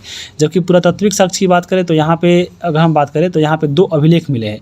एक आपका है बोगाजकोई अभिलेख, और इसमें क्या कहा गया है, तो वैदिक जो देवता थे भगवान इंद्र और वरुण और मित्र और नासत्य का जो वर्णन किया गया है आपको बोगाजकोई से मिला है। और ऐसे पता चलता है कि आपको बोगाजकोई जो अभिलेख थे आपको वैदिक साहित्य के समय के थे। कासाइट अभिलेख मिला है, और यहाँ पे इसमें लिखा गया है कि आर्यों की एक शाखा जो थी ईरान से चलकर भारत आई थी, यानी कासाइट अभिलेख के अनुसार मानना है कि जो आर्य लोग भारत में आए थे वह ईरान से आए थे। तो ये सब आपको साक्ष्य मिल गए। अब हम बात करेंगे वेद के बारे में। वेद की बात करें तो यहाँ पे वेद का अर्थ होता है ज्ञान, और इसकी जो रचना हुई थी वह रचना आपको ऐसा माना जाता है कि ईश्वर के द्वारा जो है आत्मज्ञान जिन ऋषि को मिला, वहीं ऋषियों के द्वारा वेदों की रचना की गई थी। और इसका बाद में संकलन किया गया था महर्षि वेदव्यास के द्वारा। कब? तो गुप्त काल में। याद रखिएगा, संकलन इसका गुप्त काल में हुआ था। और वेद कितने हैं? तो वेद जो है 4 वेद है। कौन? तो ऋग्वेद, सामवेद, सामवेद और अथर्ववेद। तो यहाँ पे 4 वेद हो गए। और बहुत इंपॉर्टेंट इसमें ये चीज़ याद रखिएगा कि इसमें जो 3 वेद आपको वेद है, यजुर्वेद, ऋग्वेद, यजुर्वेद और सामवेद, यानी आपको शुरू के जो 3 वेद है इसको बोला जाता है वेदत्रयी। और चारों जब वेद मिलते हैं तो उसको बोला जाता है संहिता। तो ये आपको कुछ पॉइंट है जो याद रखना है। अब हम बात करेंगे ऋग्वेद के बारे में। ऋग्वेद की बात करें तो ऋग्वेद जो है सबसे प्राचीनतम वेद है। और इसके संकलनकर्ता कौन थे? तो महर्षि वेदव्यास थे। ऋग्वेद का वर्णन जो है अगर हम बात करें तो ऋग्वेद में किसका वर्णन है? तो आपको वैदिक देवताओं की स्तुति और मंत्रों का संग्रह इसमें मिलेगा। ऋग्वेद में सूक्त कितने हैं? तो 1028 है। मंत्र कितने हैं? तो 10,462 है। और ऋग्वेद में टोटल 10 मंडल है। अब यहाँ पे देखिए 10 मंडल से जो है बहुत सारा सवाल पूछता है। 10 मंडल की अगर हम बात करें तो सबसे पुराना मंडल इसमें कौन है? तो सबसे पुराना मंडल 2 से लेकर 7 तक जो है वो आपको सबसे पुराना मंडल है, और इसको गोत्र मंडल के भी कहा जाता है। सबसे नया मंडल कौन है? तो 1 और 10वां जो है, यानी पहला और 10वां जो मंडल है वो आपको इसमें नया जोड़ा गया था। और इसके 7वें जो मंडल है उसमें भगवान विष्णु और दशहरा जो युद्ध हुआ था दशहरा का, इसकी चर्चा है। 9वें मंडल में भगवान सोम की चर्चा है। और 10वें मंडल में ब्रह्मा और चतुष्वर्ण जो समाज है उसकी चर्चा है। ये आपको मंडल से क्वेश्चन हो गए। अब हम बात करेंगे ऋग्वेद के बारे में। तो ऋग्वेद में पूछा जाता है कि सर्वाधिक पवित्र नदी किसे माना जाता है? तो वह माना गया है सरस्वती नदी को। और ऋग्वेद में सरस्वती जो शब्द मिला है वह 250 बार उसमें उल्लेखित मिला है। और चर्चित देवता कौन थे? तो चर्चित देवता आपके इंद्र थे, जिसको पुरंदर भी कहा गया है। और नदी की बात करें तो नदियों तो सरस्वती देख लिए 250 बार, और यमुना का 3 बार उल्लेख है, और गंगा का मात्र 1 बार उल्लेख है। तो यह बहुत इंपॉर्टेंट है। और एक चीज़ चुने, आपका एक वाक्य सुने होंगे हमेशा, अस्तो मा सद्गमय। तो अस्तो मा सद्गमय जो वाक्य लिया जाता है वह ऋग्वेद से ही लिया गया है। उसके बाद हम बात करें ऋग्वेद में मंत्र का जो उच्चारण करते हैं जो ऋषि, उसको होत्री बोला जाता है। तो ये चीज़ें आपको ऋग्वेद से याद रखिएगा। अब हम बात करेंगे यजुर्वेद के बारे में। यजुर्वेद की बात करें तो यजुर का मतलब होता है यज्ञ, और इसमें यज्ञ और नियमों का विधान का संकलन किया गया है। और एकमात्र वेद जो आपको गद और पद दोनों में लिखा गया है, तो याद रखिएगा। और सबसे पहले राजसूय युग और जो वाजपेय युग है, यहाँ पे यजुर्वेद में इसकी चर्चा मिलती है। राजसूय युग जब हम लोग आगे पढ़ेंगे तो राजसूय का अर्थ होता है सिंहासरोहण संबंधित है, यानी जब राजा का सिंहासरोहण होता था तो राजसूय युग होता था। और वाजपेय युग की बात करें तो यहाँ पर जितने भी जो राजा थे वह अपने शक्तियों को प्रदर्शन हेतु वाजपेय युग करते थे। अब हम बात करेंगे सामवेद। सामवेद के बारे में बात करें तो सामवेद में आपको संगीत की चर्चा है। सबसे पहले यहाँ पे जो 7 स्वर होते हैं, सा रे गा मा पा धा नी, तो ये आपको 7 स्वर की चर्चा होती है, सामवेद में मिलती है। और इसलिए सामवेद को भारतीय संगीत का जनक बोला जाता है। और एक इसमें 3 शाखा है, यानी सामवेद को 3 शाखा में बांटा गया है। एक आपका है कौमुद, दूसरा है रामायणीय, तीसरा है जैमिनीय। और इसमें सबसे अधिक प्रचलित और प्रमाणिक कौन है? तो आपके कौमुद है। आगे हम बात करेंगे अब अथर्ववेद के बारे में। अथर्ववेद के बारे में देखिए, जो अथर्वा ऋषि थे इसी के नाम पे इस वेद का नाम अथर्ववेद पड़ा है। और इसका संबंध किससे है? तो जादू टोना भूत प्रेत और से संबंधित है। और अथर्ववेद में मगध और अंग क्षेत्र में एक रोग फैल गई थी जिसकी कामना की गई है, इसमें किया गया है। काशी के प्राचीनतम उल्लेख जो है अथर्ववेद में मिलता है। अथर्ववेद में सभा और समिति की जो प्रजापति की 2 पुत्री कहा गया है, तो इसको याद रखिएगा। अब बाकी आपको देखिए, जब डिटेल में अगर हम कवर करें अगर ब्राह्मण अरण्यक उपवेद तो बहुत लंबा हो जाएगा वीडियो, इसलिए इसको हम थोड़ा सा शॉर्ट कर देते हैं। जैसे अगर हम बात करें वेद के बारे में तो वेद देखें अभी 4 प्रकार के, ऋग्वेद, यजुर्वेद, सामवेद। और इन सभी जो वेद होते हैं, वेद के ब्राह्मण ग्रंथ होते हैं, सभी वेदों के अरण्यक होते हैं, उपवेद और अध्येता होते हैं। तो चलिए इसको हम लोग एक ही चार्ट में कवर कर लेते हैं। जैसे अगर हम बात करें ऋग्वेद का, तो ऋग्वेद के ब्राह्मण ग्रंथ कौन होते हैं? तो ऐत्रेय और कौशिकी होती है। इसके अरण्य कौन होते हैं? तो ऐत्रेय और कौशिकी होती है। और इसके ऋग्वेद के उपवेद कौन है? तो ऋग्वेद के उपवेद को आयुर्वेद बोला जाता है। और ऋग्वेद के जो मंत्र के उच्चारण करते हैं उसको बोला जाता है होत्री। तो ये चीज़ याद रखिएगा ऋग्वेद से। यजुर्वेद की बात करें तो यजुर्वेद में जो है यजुर्वेद के जो ब्राह्मण ग्रंथ है उसको तैत्तिरीय और शतपथ बोलते हैं। इसके जो आरण्यक है तैत्तिरीय और बृहद्नारायक है। ऋग्वेद के उपवेद कौन है? तो ऋग्वेद के जो यजुर्वेद के उपवेद है इसको धनुर्वेद बोलते हैं। और इसके अध्येता है, इसके जो मंत्र को उच्चारण करते हैं उसको अधर्यु बोला जाता है। उसी प्रकार सामवेद की बात करें तो सामवेद में देखिए इसके जो ब्राह्मण ग्रंथ है पंचवीस और जैमिनी हो जाएंगे, अरण्यक, जैमिनी और छंदोग्य हो जाएंगे। और सामवेद के उपवेद को गंधर्व वेद बोला जाता है। और इसके जो उद्वेता है, यानी इसके जो मंत्र के उच्चारण करते हैं उसको उद्गाता बोला जाता है। यहाँ पे आपको अथर्ववेद में इसकी एक बात याद रखिएगा कि अथर्ववेद के ब्राह्मण ग्रंथ तो गोपथ है ही, इसमें जो है आरण्यक यानी अथर्ववेद के आरण्यक नहीं है। यहाँ पे ये पॉइंट याद रखिएगा कि एकमात्र वेद जिसका आरण्यक नहीं है तो वह कौन है, तो अथर्ववेद है, और इसके उपवेद है शिल्पवेद, और इसके जो मंत्र उच्चारण करते हैं उसको ब्रह्मा कहते हैं। तो यहाँ पे ये चीज़ याद रखिएगा। और आगे इसके बारे में अगर हम और चीज़ देखें तो ब्राह्मण ग्रंथ के बारे में बात करें तो प्रत्येक वेद का गद्य रचना को ही ब्राह्मण ग्रंथ बोलते हैं। तो यहाँ पे इसे याद रखिएगा। और सभी ब्राह्मण ग्रंथों में सबसे विशाल जो है शतपथ ब्राह्मण माना जाता है। तो शतपथ ब्राह्मण जो है सबसे विशाल ब्राह्मण ग्रंथ है। आरण्यक की बात करें तो आरण्यक जो शब्द है वो आपको अरण्य से निकला है। अरण्य का मतलब होता है जंगल, और इसका अर्थ होता है यही कि आपको यह ग्रंथ जो है जंगल में एकांत में यानी आपको शांत वातावरण में लिखा गया है, इसको अध्ययन करने के लिए। और अथर्ववेद को छोड़कर बाकी सभी वेदों का जो है आरण्यक जो है आपको उपस्थित है, लेकिन अथर्ववेद का आरण्यक जो है यहाँ पे रचना नहीं की गई है। तो ये चीज़ें याद रखिएगा। आगे हम बात करेंगे अब उपनिषद की। तो उपनिषद की बात करें तो भारतीय दर्शन का स्रोत माना जाता है उपनिषद को, और भारतीय दर्शन का पिता भी बोला जाता है उपनिषद को। और ऐसा माना जाता है कि उपनिषद जो है कर लेने से जो है मोक्ष प्राप्ति के साधन की चर्चा इसमें दिया गया है, यानी आपको मोक्ष प्राप्ति हो जाएगा। वैदिक साहित्य का सबसे अंतिम भाग जो है उपनिषद है, इसलिए इसको वेदांत दर्शन भी कहते हैं, यानी उपनिषद को वेदांत भी कहते हैं क्योंकि यह आपको सबसे अंतिम में आता है। इसका अर्थ क्या होता है, तो उपनिषद का अर्थ होता है गुरु के समीप बैठकर ज्ञान की प्राप्ति करना। और उपनिषद की संख्या कितनी है, तो 108 है। अब यहाँ पे कुछ जो उपनिषद है चलिए उसको देखते हैं। सबसे पहला है मुंडक उपनिषद। मुंडक उपनिषद में बात करें तो सत्यमेव जयते जो है आपको जो भारत का राष्ट्रीय वाक्य है यह आपको मुंडक उपनिषद से लिया गया है। एक इसमें है श्वेताश्वर। श्वेताश्वर क्या है, तो आपको उपनिषद है, और यहाँ पे मोक्ष का पहला उल्लेख इसी में दिया गया है। उसके बाद है बृहद्नारायक, इसमें क्या है, तो अश्वमेध की चर्चा की गई है। छंदोग्य उपनिषद जो है आपको तत्त्वमसि यानी तत्त्वम असि यानी तुम ही ब्रह्म हो, ये आपको वाक्य जो है उसमें लिखा गया है। और यहाँ पे सबसे प्राचीन की बात करें तो यह आपको यही छांदोग्य उपनिषद है।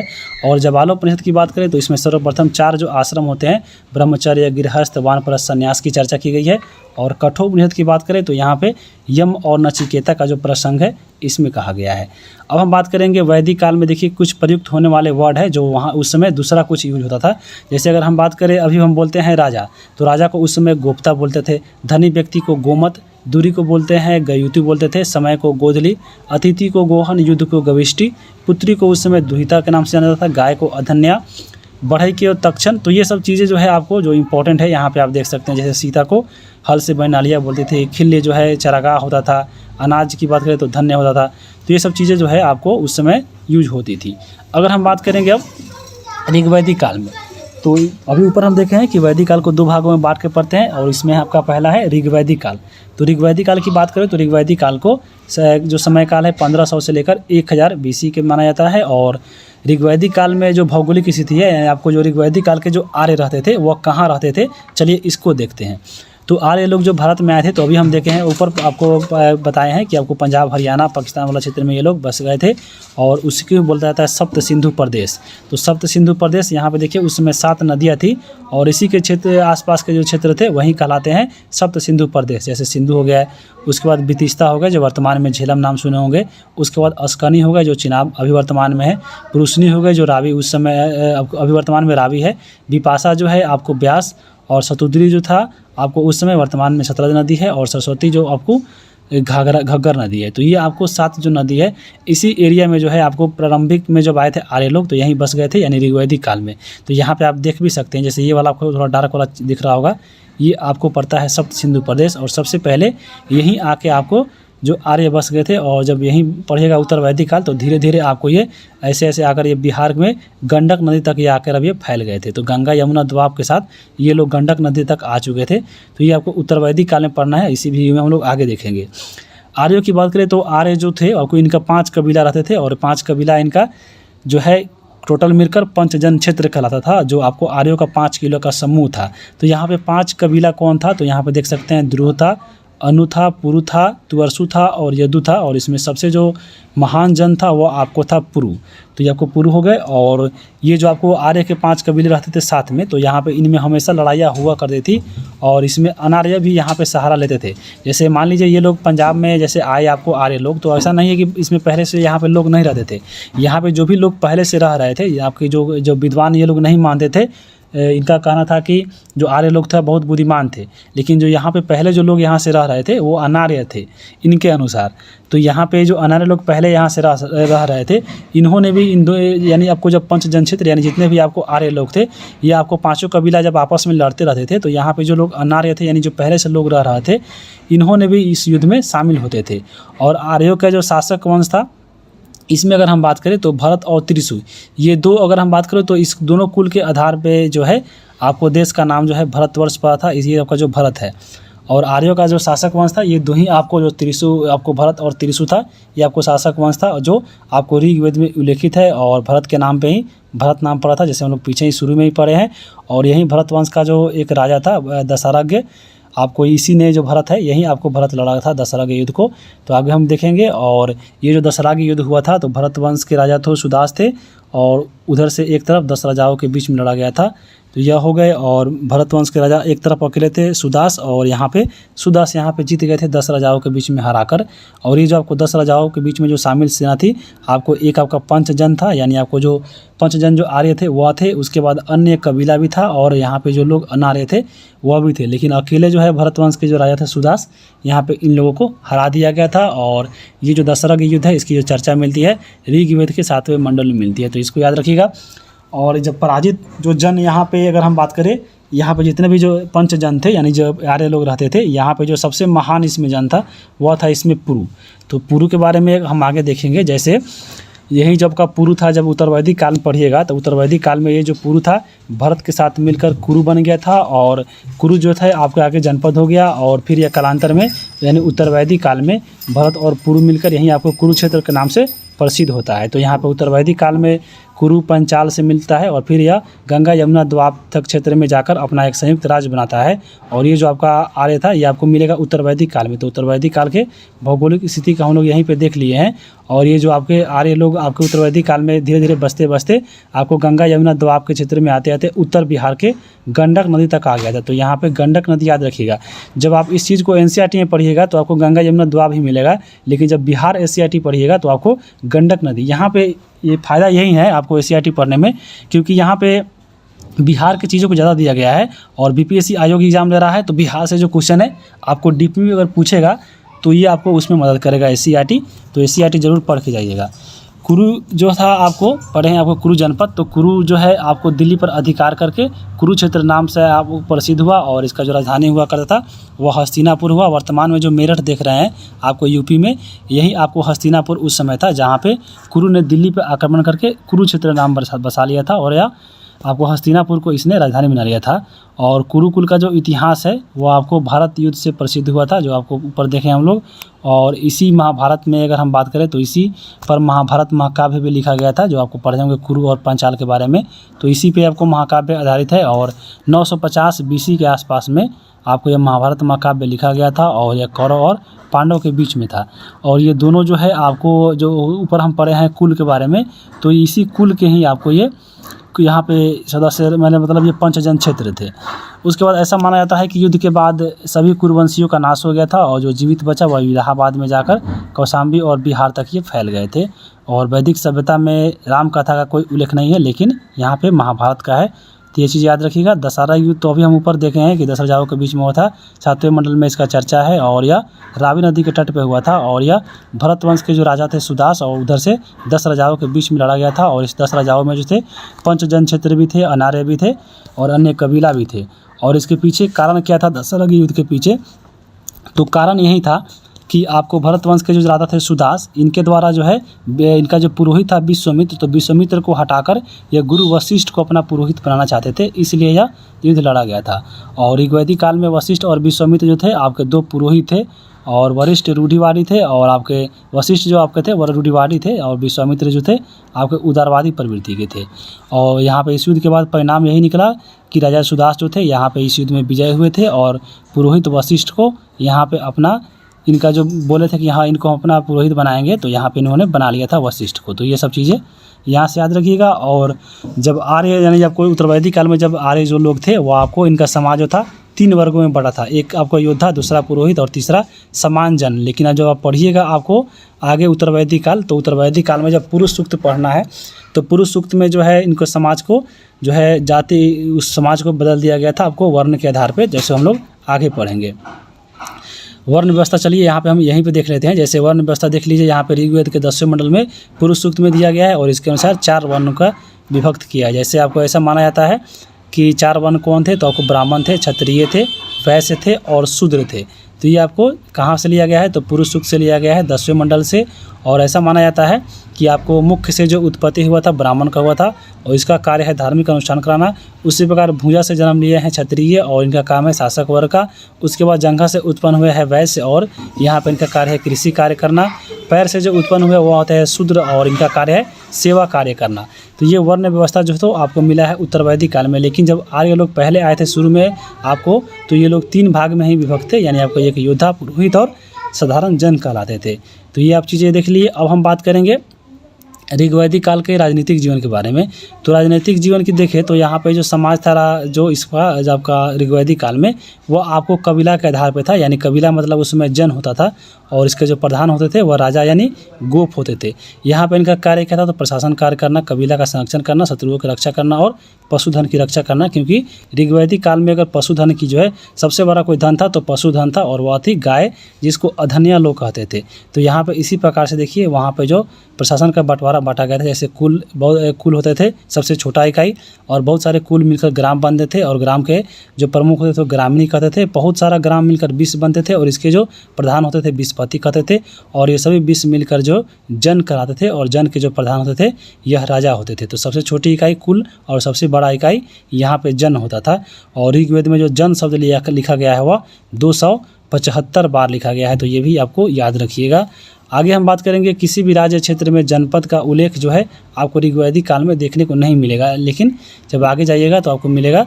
उसके बाद हम बात करेंगे 2 महान पुरोहित, अभी आपको देख लिए हैं वशिष्ठ और विश्वामित्र। और इसी के कारण जो है आपको दशरथ युद्ध लड़ा गया था और सुदास के द्वारा जीतकर वशिष्ठ को जो है आपको उसका पुरोहित बनाया गया था। राजा की सहायता के लिए अनेक संगठन भी बनाया गया था, जैसे आप पढ़ेंगे विदत समिति। तो उसके बाद हम आगे हम बात करेंगे इसी वीडियो में। जैसे देखिए यहाँ पे आ गया, तो यहाँ पे देखिए समिति की बात करते हैं। तो समिति की बात करें तो ऋग्वेद में जो है आपको समिति 9 बार उल्लेखित किया गया है। अथर्ववेद में समिति को प्रजापति की पुत्री कहा गया है। समिति में स्त्रियों का भी प्रवेश इसमें था और कार्य जो है यहाँ पे इसका कार्य क्या था, तो राजा को सहयोग करना और साधारण व्यक्तियों का भी इसमें प्रवेश जो है इसमें आना जाना रहता था। सभा की बात करें तो सभा क्या थी उस समय, तो ऋग्वेद में सभा का उल्लेख 8 बार है। इसमें स्त्री और पुरुष दोनों आते थे। अथर्ववेद में सभा को प्रजापति की पुत्री कहा गया है और इस संस्था में विशिष्ट और समृद्ध लोग की अनुमति थी। तो ये चीज़ देख लीजिए सभा के बारे में। अब हम बात करते हैं विदत के बारे में। विदत की बात करें तो ऋग्वेद में विदत का प्रयोग 122 बार हुआ है। यह विशिष्ट संस्था के रूप में माना जाता था। इसमें स्त्रियां भी शामिल होती थी। वृद्ध और विद्वानों की सहभागिता होती थी। इसमें अधिकांश और आध्यात्मिक जो है विचार विमर्श होता था और इसे उत्तरवैदिक काल में समाप्त कर दिया गया था। क्योंकि जब उत्तरवैदिक काल पढ़िएगा तो वहाँ पे देखिएगा आपको समिति और विदत और सभा में यहाँ पे स्त्रियों को जाना यहाँ पे मना कर दिया था। तो आगे हम इसमें कवर करेंगे। जैसे ऋग्वैदिक काल में बात करें तो ऋग्वैदिक काल में एक होता था रत्नी। तो रत्नी जो होता था आपको एक अधिकारी था और इसमें अधिकारी को ही उस समय रत्नी बोलते थे। और उसमें जैसे सेनानी हो गए, ग्रामीणी हो गए, बृहस्पति हो गए, ये सभी रत्नी थे, यानी उस समय अधिकारी थे। न्याय काल की अगर हम बात करें तो यहाँ पे देखिए ऋग्वैदिक काल में कोई भी न्याय का उल्लेख नहीं है, यानी यहाँ पे सब लोग आपको कोई भी अन्याय नहीं करता था। सेना जो है अस्थायी नहीं था। जब कोई मान लीजिए कोई युद्ध का जरूरी पड़ता था तो अपने गांव के लोग जो मिलकर युद्ध में भाग लेते थे। एक था बलि होता था कर। तो यहाँ पे कर की व्यवस्था जो थी आपको ऋग्वैदिक काल में ऐसा था कि राजा को स्वेच्छा से दिया जाने वाला कर था। मन है तो दीजिए, नहीं तो नहीं दीजिए। अगर आपको इच्छा है तो मतलब काबिल है तो दीजिए, नहीं तो नहीं दीजिए। यह व्यवस्था थी कर के बारे में और कर को उस समय बलि बोलते थे। सामाजिक जीवन कैसा था पूर्व वैदिक काल में, तो जो सामाजिक जीवन था पितृसत्तात्मक था और लोग एक जगह यानी संयुक्त परिवार के रूप में रहते थे। और जो वर्ण व्यवस्था था यानी जो इनका जो बांटा गया था वर्ण, वह कर्म के आधार पर बांटा गया था। और कर्म के आधार पर यानी जो व्यक्ति मान लीजिए एक ही घर में सब कोई अलग अलग काम करता है तो यहाँ पे आपको सब ये नहीं कि हाँ मतलब जाति के आधार पर कि हाँ आपको जो मान लीजिए कोई मिस्त्री का बेटा है या आपको कोई कोई एक ही मतलब हजाम है तो उसका बेटा भी हजाम होगा, ये चीज़ें आधारित नहीं थी। लेकिन जब आगे जब पढ़िएगा तो ये सब चीज़ें थोड़ा थोड़ा बदलते आएगी। कब? तो आपको उत्तर वैदिक काल में। और ऋग्वेद में पढ़िएगा आगे 10 मंडल है और इसमें पुरुष सूक्त की चर्चा है और इसी में वर्ण व्यवस्था की वर्णन किया गया है। जैसे हम लोग ऊपर देख लिए हैं ब्राह्मण, क्षत्रिय, शूद्र और वैश्य के बारे में। आगे हम बात करेंगे अब इनके वस्त्र कैसे थे ऋग्वेदिक काल में। तो इनके वस्त्र थे सूती और ऊनी। भोजन ये लोग क्या करते थे? शाकाहारी और मांसाहारी दोनों करते थे। और इनका मुख्य फसल क्या था? तो जौ था और जौ को उस समय यौ बोलते थे। और अगर हम बात करें तो नमक और मछली का उल्लेख जो है आपको ऋग्वैदिक काल में नहीं मिलता है। समाज की सबसे छोटी का यही पता है कुल, और इसके जो प्रधान थे कुलूप कहलाते थे। और समाज में स्त्रियों की स्थिति जो थी आपको अच्छी थी ऋग्वैदिक काल में, जो बाद में उत्तरवैदिक काल में यह आपको घटती नज़र आती है। जैसे अगर हम बात करें तो ऊपर देखे हैं कि स्त्री सभा और जो समिति और विद्युत आपका जो उसमें सभा था वहाँ पे जो है स्त्रियां भाग ले सकती थी। इसलिए माना जाता है कि स्त्रियों की स्थिति जो है आपको सम्मानजनक थी। महिलाओं के लिए भी उपनयन संस्कार का जो प्रावधान किया गया था ऋग्वैदिक काल में, महिलाएं जो थी आपको पति के साथ यज्ञ में भाग ले सकती थी। और स्त्री शिक्षा का जो है महत्व था किसमें? तो ऋग्वैदिक काल में। जैसे आपको बहुत सारे महिलाएं भी मिली है जो विदुषी थी, जैसे लोपामुद्रा, अपोला और घोषा हो गई। उसके बाद अगर हम बात करें ऋग्वैदिक काल में महिलाओं के बारे में, तो देखिए आपको ऋग्वैदिक काल में बाल विवाह का जो प्रचलन नहीं था। सती प्रथा की बात करें तो सती प्रथा का भी प्रचलन नहीं था। यहाँ पे सती प्रथा के बारे में अथर्ववेद में उल्लेख मिलता है और सिंधु घाटी में भी इसका उल्लेख नहीं है। और 1829 में लॉर्ड विलियम बेंटिक जो है राजा मोहन की सहायता से सती प्रथा को समाप्त कर दिया गया था। और दहेज प्रथा भी जो था आपको ऋग्वैदिक काल में नहीं था। पर्दा प्रथा भी, ये सब प्रथाएँ जो है आपको उस समय नहीं थी। अब हम बात करते हैं आगे इसके सामाजिक जीवन के बारे में। तो सामाजिक जीवन के बारे में बात करें तो सीधे जो ऋग्वैदिक काल था यहाँ पे दास प्रथा की देख रहे तो दास प्रथा उस समय चलता था। विधवा का जो पुनर्विवाह होता था वो भी चलता था। नियोग प्रथा भी चलता था, पुनर्विवाह चलता था और बहुपति विवाह था। तो नियोग प्रथा क्या है इसके बारे में भी आगे हम बात करेंगे। लेकिन सबसे पहले दास प्रथा की बात करें तो दास प्रथा ऋग्वैदिक काल में था। और दास प्रथा की शुरुआत की अगर हम बात करें तो दास प्रथा ऋग्वैदिक काल से ही इसका शुरुआत माना जाता है। और सिंधु घाटी सभ्यता में दास प्रथा यहाँ पर नहीं था। और अकबर जाके 1562 में जो है दास प्रथा का अंत किया था। अब एक यहाँ पे देखिए विधवा विवाह, यानी आपको किसी की पति अगर मर जाता है तो उसका विवाह हो जाता था, तो ये विधवा विवाह हो गया। एक था नियोग प्रथा। नियोग प्रथा क्या था? तो मान लीजिए कोई स्त्री को अगर संतान नहीं हो रहा है तो यानी आपको निसंतान स्त्री या विधवा है या आपको अगर उसको संतान की प्राप्ति करनी है तो संतान प्राप्ति के लिए वह क्या करती थी? तो अपने देवर के साथ या अपने पति के दोस्त के साथ वह आपको जो है आपको इसके तहत संतान उत्पन्न कर सकती थी। तो यही था नियोग प्रथा जो आपको जो है वैदिक काल में इसका प्रचलन था। तो यहाँ से याद रखिएगा। और अमाजु की बात करें तो अमाजु थी आपको आजीवन अविवाहित जो महिला थी उसको बोला जाता था अमाजु। विवाह की बात करें तो विवाह की 2 विधि थी, एक अनुलोम विवाह, दूसरा प्रतिलोम विवाह। अनुलोम में क्या होता था? तो अनुलोम में वह होता था कि पुरुष मान लीजिए उच्च वर्ग का है और कन्या निम्न का, तो वो आपको हो गया अनुलोम। और प्रतिलोम में क्या हो गया? तो पुरुष निम्न वर्ग का और कन्या उच्च वर्ग का। तो ये दोनों प्रकार की शादियाँ जो है आपको हुआ करती थी ऋग्वैदिक समाज में। और ऋग्वैदिक जाति थी तो आपको एक हो गए क्षत्रिय जिसको योद्धा बोलते थे, और पुरोहित पंडित हो गए, और सामान्य व्यक्ति यानी साधारण जन तो प्रजा। तो ऊपर हम बताए हैं कि आपको जब आर्य लोग आए थे तो ये तीनों जो है इसी रूप में रहते थे। बाद में जाकर ये 4 भागों में बट गए थे और शूद्र वर्ग जैसे थे। तो ऋग्वैदिक काल के अंत में आपको लास्ट में आया था, इसलिए ऐसा माना जाता है कि उत्तर वैदिक काल में ही आपको वर्ण व्यवस्था लागू होता 4 प्रकार से। धार्मिक जीवन की बात करें तो ऋग्वैदिक जो लोग थे आपको प्रकृति पूज्यवादी थे और बहुदेववादी थे, यानी प्रकृति की पूजा करते थे और बहुत सारे देवताओं को भी ये लोग मानते थे। जैसे संपूर्ण वैदिक काल में अगर हम बात करें आपको चाहे उत्तर वैदिक हो या ऋग्वैदिक हो तो मंदिर और मूर्ति पूजा का जो प्रमाण आपको नहीं मिला है। और बोगाजकोई अभिलेख जो सुने होंगे, बोगाजकोई अभिलेख और ऋग्वेद में जो है आपको देवताओं माना गया है ऋग्वैदिक काल में कौन कौन? तो आपको इंद्र, वरुण, मित्र और नासत्य को माना गया है। देवताओं की 3 श्रेणियाँ थी आपको ऋग्वैदिक काल में कौन कौन थी? तो एक आपको अंतरिक्ष के देवता थे, दूसरे थे पृथ्वी के देवता और तीसरे थे आकाश के देवता। तो जो अंतरिक्ष के देवता थे आपको इंद्र हो गए, मारुत हो गए, रुद्र हो गए, वायु हो गए, ये सभी के सभी आपको जो देवता थे वो अंतरिक्ष के देवता थे। पृथ्वी के देवता आते थे अग्नि, दूसरा पृथ्वी, सोम, बृहस्पति। उसी प्रकार आकाश के देवता थे सूर्य, वरुण, उषा और सविता। तो ये सब आपको याद रखना है।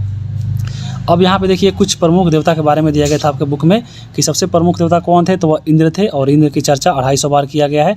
सभी देवताओं का राजा इंद्र को बोला जाता था और इनको पुरंदर की किला तोड़ने वाला इसको बोला जाता था। वर्षा कराने वाला देवता भी इनको बोला जाता था। अग्नि की बात करें तो अग्नि का जो उल्लेख है 212 बार है। पृथ्वी के सर्वश्रेष्ठ देवता के रूप में इनको माना जाता था और मृत्यु लोक और स्वर्ग लोक के विभाजक रेखा के रूप में अग्नि को माना जाता था। वरुण की बात करें तो ऋग्वेद में 176 बार उल्लेखित है। जल के देवता और सत्य का प्रतीक जो है वरुण को मानते थे। पूषण आपको एक देवता थे। पूषण के बारे में याद रखिएगा कि ऋग्वेद के काल में पशुओं के देवता थे, जबकि उत्तरवैदिक काल में जाकर ये सूत्रों के देवता बन गए थे। कौन? तो पूषण। आगे हम बात करेंगे आर्थिक जीवन के बारे में। यहाँ पे देखिए ऋग्वैदिक काल में आर्थिक जीवन की बात करें तो यहाँ पे पशुपालन करते थे और कृषि कार्य यहाँ पे गौण था। यानी मेन रूप से मुख्य रूप से कार्य जो था आपको पशुपालन था। हालांकि कृषि करते थे लेकिन कम करते थे। यहाँ पे जो ऋग्वैदिक काल में पशुपालन के रूप में गाय पालते थे, भैंस, भेड़, बकरी और घोड़ा पालते थे। प्रमुख यहाँ पे इनका पशु क्या था ऋग्वैदिक काल में? तो वह था गाय, जिसको अधन्या बोलते थे। और ऋग्वेद में 176 बार जो है अधन्या का उल्लेख है। और आपको गाय के कारण ऐसा माना जाता था कि जिस राजा के पास ज़्यादा जितना गाय है वह सबसे महान राजा है। और गौ हत्या करने वालों को मृत्यु दिया जाता था और या आपको उसको देश से निकाल दिया जाता था। तो ये आपको गाय इनका बहुत ही महत्वपूर्ण पशु था और गाय के कारण जो है राजा अनेक लड़ाइयाँ भी लड़ती थी। और उपयोगी पशु की बात करें तो आपको ऋग्वैदिक काल में जो उपयोगी पशु था वह घोड़ा था। और व्यवसाय जो इनका चलता था वो आपको कैसे चलता था? तो वस्तु विनिमय प्रणाली के आधार पर चलता था। और ऋग्वैदिक काल में एक धातु फेमस हुआ जिसको बोलते हैं अयस धातु। तो अयस जो धातु था वह अयस शब्द का प्रयोग तांबा या कांसा के प्रयोग में होता था। तो यह चीज़ें आपको याद रखिएगा। उसके बाद हम बात करेंगे ऋग्वैदकालीन जो नदियाँ है, जैसे यहाँ पे आप देख सकते हैं उस समय था। जैसे उस समय अगर हम बात करें तो कुंभा, जैसे काबुल अभी वर्तमान में है, वितिस्ता झेलम हो गया, असिकनी जिसको चिनाब बोलते हैं, पुरुषनी रावी हो गया, शत्रुघ्न सतलज और विपाशा ब्यास हो गया। सतनीरा जो है आपको गंडक नदी, दृष्टावती जो है घग्गर नदी, गोमती जो है गोमल, सिंधु अभी वर्तमान में सिंधु है, और सरस्वती जो है आपको घग्गर, सुषमा जो है सोहन। तो ये आपको ऋग्वैदिक कालीन कुछ नदियाँ थी। तो यहाँ पे आप इसको देख लीजिएगा। अब हम बात करते हैं उत्तरवैदिक काल की। उत्तरवैदिक काल की बात करें तो 1000 से लेकर 600 BC तक पढ़ना है। और उत्तरवैदिक काल में देखिए ऋग्वैदिक काल से बहुत सारा चेंज देखने को मिलेगा और वहीं आपके एग्जाम में पूछेगा। तो चलिए हम लोग इसको कवर करते हैं। अगर हम बात करें उत्तरवैदिक काल में तो देखिए उत्तरवैदिक काल में ही पता है कि पंजाब से जो आर्य लोग थे आपको वहाँ से चलकर गंगा यमुना दोआब में आ गए थे। और गंगा यमुना दोआब में अगर हम बात करें कहाँ थे तो आपको उत्तर प्रदेश और बिहार में फैल गए थे। और बिहार के कहाँ तक? तो बिहार के गंडक नदी तक ये आ चुके थे। और ये जो आपके उत्तरवैदिक काल में आपको जो भरत जनपद थे और भरत और पुरु मिलकर कुरु बन गए थे। और कुरु ने है दिल्ली पर आक्रमण करके कुरुक्षेत्र बना लिया था। और इसकी राजधानी कहाँ थी? तो मेरठ आपको हस्तिनापुर थी। और कुरु और पंचाल मिलकर कुरु पंचाल क्षेत्र बन गए थे जो गंगा यमुना दोआब क्षेत्र में ये लोग रहते थे। ये सभी के सभी आपको उत्तरवैदिक काल की कहानी है। जैसे यहाँ पे आप देख सकते हैं ये आपको पूर्ववैदिक काल में यानी आपको ऋग्वैदिक काल में थे और धीरे धीरे आपको ये बसते बसते ये ऋग्वैदिक काल में आपको यहाँ पे उत्तरवैदिक काल में ये धीरे धीरे यहाँ पे आ गए थे। तो यहाँ से उत्तरवैदिक काल के बारे में हम लोग देख रहे हैं। उत्तरवैदिक काल में देखिए राजनीतिक जीवन यहाँ पे कैसा हो गया था। तो शुरू में हम लोग पढ़े थे कि जो आपका ऋग्वैदिक काल था वहाँ पे जो सबसे छोटा इकाई था जन, लेकिन जन यहाँ पे धीरे धीरे बढ़ गए थे और वहाँ पे जनपद का रूप जो है यहाँ पे लेना शुरू हो गए थे। जैसे भरत और पुरु मिलकर कुरुक्षेत्र बना लिया था और तुवरसु और कृवि मिलकर पंचाल जनपद बना लिया था। तो ऐसे ऐसे मिलकर जो है जनपद का निर्माण होने लगा था। और वहीं चैप्टर अगर आगे आप देखिएगा जो अगला चैप्टर है 6ठा या 7वां, उसमें आपको महाजनपद के बारे में पढ़ना है। उसके बाद देखिए इसमें दिया गया था कि राष्ट्र प्रदेश क्षेत्र जो आप नाम सुनते हैं सबसे पहली बार आपको जो है उत्तरवैदिक काल में ही देखने को मिलता है। जैसे आपको जनपद का जो रूप लिया बड़ा होकर आपको प्रदेश कहलाता था, क्षेत्र कहलाता था और सबसे बड़ा आपको यहीं प्रचलन में आया था। और इसमें देखिए राजा का महत्व यहाँ पे बढ़ गया था। उत्तरवैदिक काल में राजा की शक्ति में वृद्धि हो गई थी। राजा का पद यहाँ पे वंशानुगत हो गया। बलि कर यहाँ पे देखिए नियमित कर दिया गया था। पहले हम लोग इच्छा से देते थे, अब यहाँ पे नियमित रूप से देना ही है। सेना जो है अस्थायी व्यवस्था आपको उसमें भी नहीं था, यानी ऋग्वैदिक में भी नहीं था और उत्तरवैदिक में भी नहीं था। अगर हम बात करेंगे आपके बुक में देखिए दिया गया था कुछ यज्ञों के बारे में। जैसे पहला था राजसूय युग। राजसूय युग क्या होता है? तो इसका शाब्दिक अर्थ होता है राजकीय संस्कार, यानी राजकीय संस्कार के लिए राजसूय युग कराया जाता था। और इसका सबसे पहले बार उल्लेख किया गया ऐत्रेय ब्राह्मण में और ये आपको 1 साल तक चलता था। और इसमें राजा का राज्याभिषेक जो है आपको राजसूय युग में होता था।